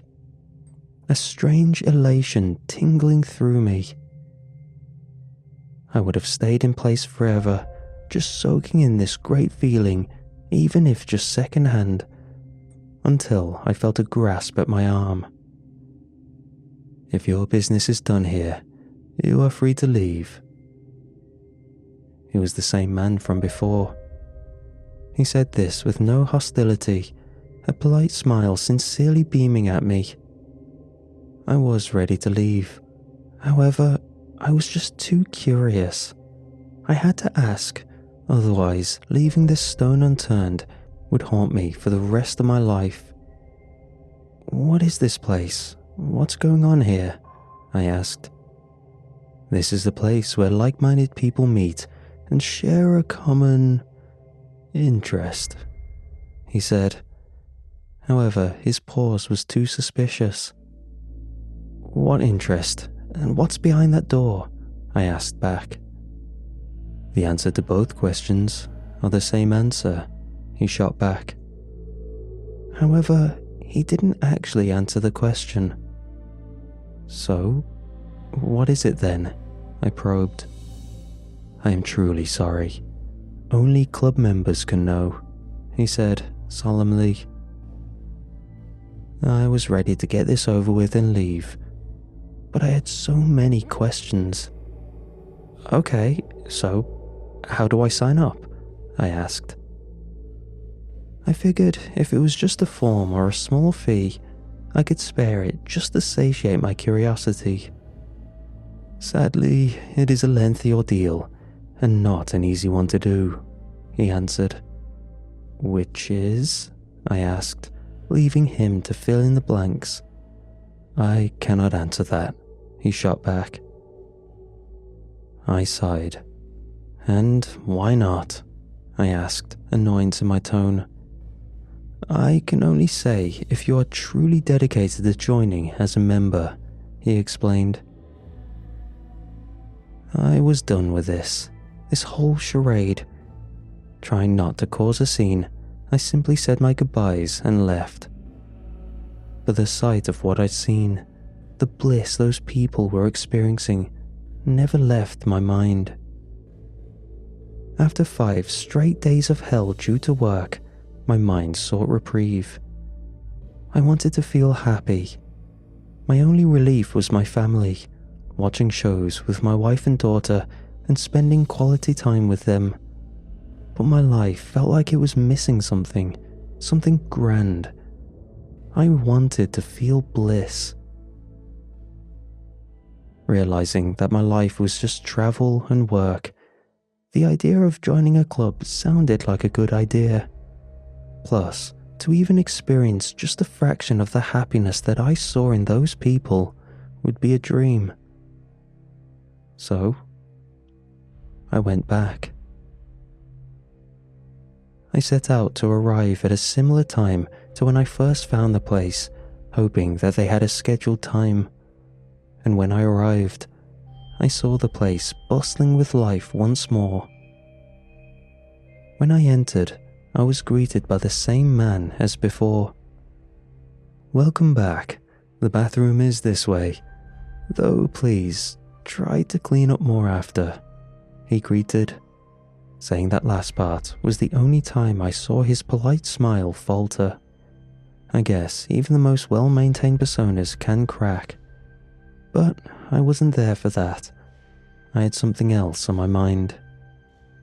"I want to join," I said, a little too excitedly. At this, the room fell silent. Everyone turned to look at me, and their expressions were so tense that I couldn't make out what the vibe was. Even the polite man, his friendly demeanor ever present, soured his face into a more serious tone. "Are you sure about this? This is a very serious thing to accept, and though faltering might be inevitable, the consequences for even just starting can be costly," he said. But I was ready for anything, and accepted on the spot. He formally introduced himself. Randall, a name I would never forget. Randall explained to me the conditions. I was to be put through tests of life to see whether I am truly worthy to be a part of the club. However, he couldn't fully explain what the tests were.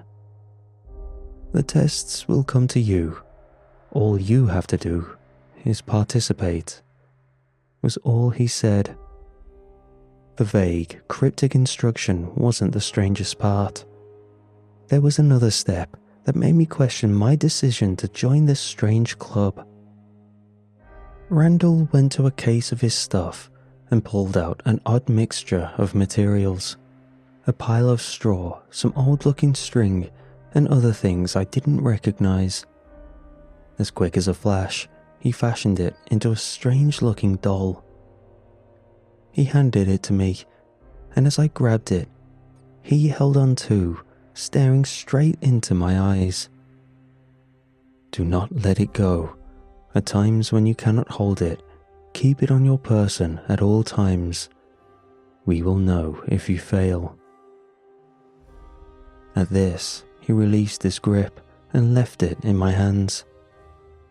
"The first test is loss," was the last thing Randall said to me. The ride back was surreal, the whole scenario playing over in my head. I wondered if the doll had a camera in it, or a sensor like those training baby toys new mothers use to train with. It was odd. However, I was never one to back down from a challenge. As soon as I got home, I was hit by a surprise. My wife was still awake, sitting at the kitchen table. I approached, thinking she was just up for some water. However, the look on her face told me whatever she was about to tell me weighed heavy. And when she told me, it hit me like a ton of hammers. She was sick. Whatever it was so obscure that I still cannot pronounce its name. But whatever it was too unknown for a cure. The next few weeks were a mess. Hospital visits, counsellors, care staff, a pile of things I'd never dreamed of happening until our twilight years. We had planned to spend our whole lives together, and here I was, seeing her off so soon. I was a wreck. Explaining it to our teenage daughter was hard. She was old enough to have a concept of death, but way too young to be living through it. It hurt. But my wife stayed strong through it. Despite her failing health, she was still the anchor of the family. The time came. The doctors predicted it perfectly. I was sat at her bedside, holding her hand as she slipped away from the world. Still though, she was awake enough to be sharing her last moments together. My daughter was on her way, and she would arrive perfectly on time. The door creaked open, and we both turned in anticipation. But instead, a pair of police officers stood where our daughter should have been. What they told me made my world break even more. Apparently, my daughter was worried about coming too late, so she was driving hastily to the hospital. She must have been so focused on making it on time that she missed the truck slipping past a red light, which T-boned a vehicle, damn near splitting it in half. She was dead on impact. Tears filled my eyes as the heart rate monitor next to me flatlined. My whole life, everything I lived for, was gone. I was left alone to grieve, to say my goodbyes, when I felt a slight burning sensation. I reached into my jacket pocket, and there it was, the doll. It was singed black, and as I held it, I felt it heat up in a flash and disappear into a puff of ash. My hands were left black, but otherwise no pain. But this told me what caused all this. The club. I had no idea how they orchestrated everything, but this very much all qualified as loss. I stormed back to the club with no regard of restraint. I grabbed Randall by the cuff, demanding he explain everything. However, he never carried a smug look or a look of deliberate intent. His face carried the same burden I did. I looked around, and everyone had the same look. We've all experienced loss. I have no idea what you went through, but I can guarantee we went through the same, or worse. This didn't comfort me in the slightest. Why? Why did you let this happen? You could have turned me away. You could have warned me. Anything, I demanded. Because it was worth it, he responded flatly. I wanted to flip out at this and how absurd that sounded, but I didn't. Part of me wanted to see this through, even if to just hear what was next, to at least give their death reason. The next task, Randall continued, is 100 lives from 100 cities. I frowned at this. Wait, you expect me to, what, kill? There's no way I could. I was interrupted by another patron approaching me and grabbing my hand. Before I knew it, I saw he had a knife, but it wasn't pointed at me. It was being placed in my hand. I didn't have time to pull my hand away at the strange gesture before he spoke up. Don't worry, The first one's free," he yelled excitedly, before forcing my hand tight around the handle and shoving it into himself. He fell to the floor, and smiles were had as he bled out on the floor. I was too stunned to respond until fight or flight kicked in, and I just fled. I hopped in my car and drove. Just drove as far as I could for as long as I could. Before I knew it, I was at the state lines. Soaking everything in, I knew I couldn't go home, not with blood on my hands, literally. I decided to slip to the next state and stay there for a while, just in case there was heat. When hanging around a low-populated area, I noticed a homeless man, and the cogs started turning in my head. I was in a new city. No one knew I was there. It would be so easy. It was a sick thought, but I was fully enveloped in the sunken cost fallacy to turn back now. Everything I loved was gone. If I were to stop, it would have all been for nothing. I walked past him, and he held out his hand for a donation. I handed him a baked treat I had picked up, then sat at a nearby cafe.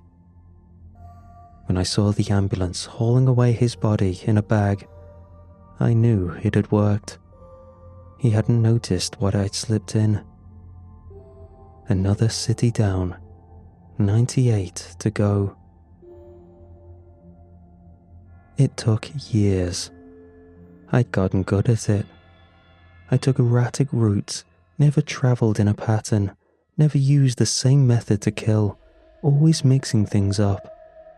I even flew to other countries, sometimes for a point, other times simply spending time there. The point of all this was to never leave a pattern. When there are no motives, it's very hard to track down a killer, and I had no reason at all. All of my targets were picked out at random, and never out of convenience either. I took time, sometimes months, just making sure the stars were aligned to literally get away with murder. I always kept track, never with anything material. Each night I'd recite to myself each hit. I never wanted to undershoot, or worse, overshoot my goal. And slowly, the count rose, until I had reached it. 100 hits in 100 different cities. I was aged now, looking like the other guests in the club. I now understood why everyone there shared that in common. I returned, a weathered man, stripped of all humanity, broken, and praying to anything that whatever was behind that door would make me whole again. Because whatever was behind there must have been special. When I witnessed part of the ceremony, not only was the person emerging from the door elated, so was everyone in the room. Something so magical that it radiated to all involved. At this point, I couldn't even imagine the creaks in my face if I tried to smile, an action long since lost on me. So, to be able to feel again, to be immersed in joy, would be salvation. I made my way back to the club. It had been so long that the thought of it not being around anymore hadn't crossed my mind until I approached. However, there it was, the soft glow of the light signalling its presence in the blackness of the road. I was greeted by Randall, looking far older than when I last saw him. Some of the members from before were still there, but it looked like many had passed, most likely from old age. But new members had taken their place. Fresh faces, the passages of time wrinkled across their faces, however, bearing something I still didn't possess.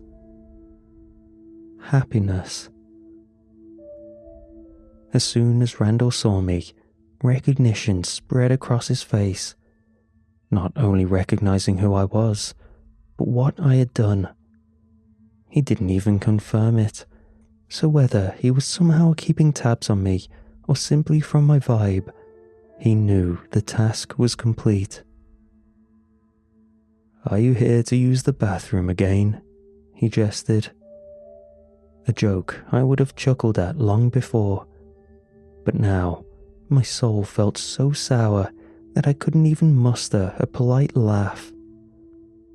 Randall gave a signal, and everyone immediately started preparing the ceremony.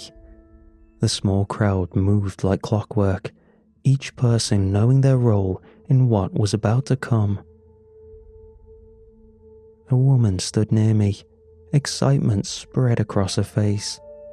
While everyone was preparing, I turned to her. "What's going to happen?" I asked. I never expected a full answer, but was at least hoping for some kind of hint towards what was about to come. But all she did was turn to me and smile. She didn't give anything away, not even with a look. I was brought before the door and finally saw the glow I had seen all those years ago seep in through the cracks. Tingles ran through me, and I hadn't even went inside yet. Randall stood in front and ceremoniously opened the door. Light played around me, and I entered. What I saw, it was beyond. I had spent many nights for years imagining what was inside, if it would all be worth it. The loss, the pain, everything I'd been through, it all circled around in my head, haunting me, teasing me. But even the highest, most supreme experience I fantasized, actually seeing it trumped it tenfold. When I emerged, I came out a new man, reborn. Everything I had done felt like so much, such a high cost. However, after going through it, it now felt cheap, like I had made out like a bandit. If I had known what was inside, I would have paid the price many times over. Everyone celebrated me outside the door. It was exactly like I had first saw all those years ago, except now I was the one in the center of attention. Randall didn't say anything to ruin the moment, simply gave me a knowing nod with a smile. So, what was inside? Well, here's the thing. I can't tell you, 'cause you're not a member.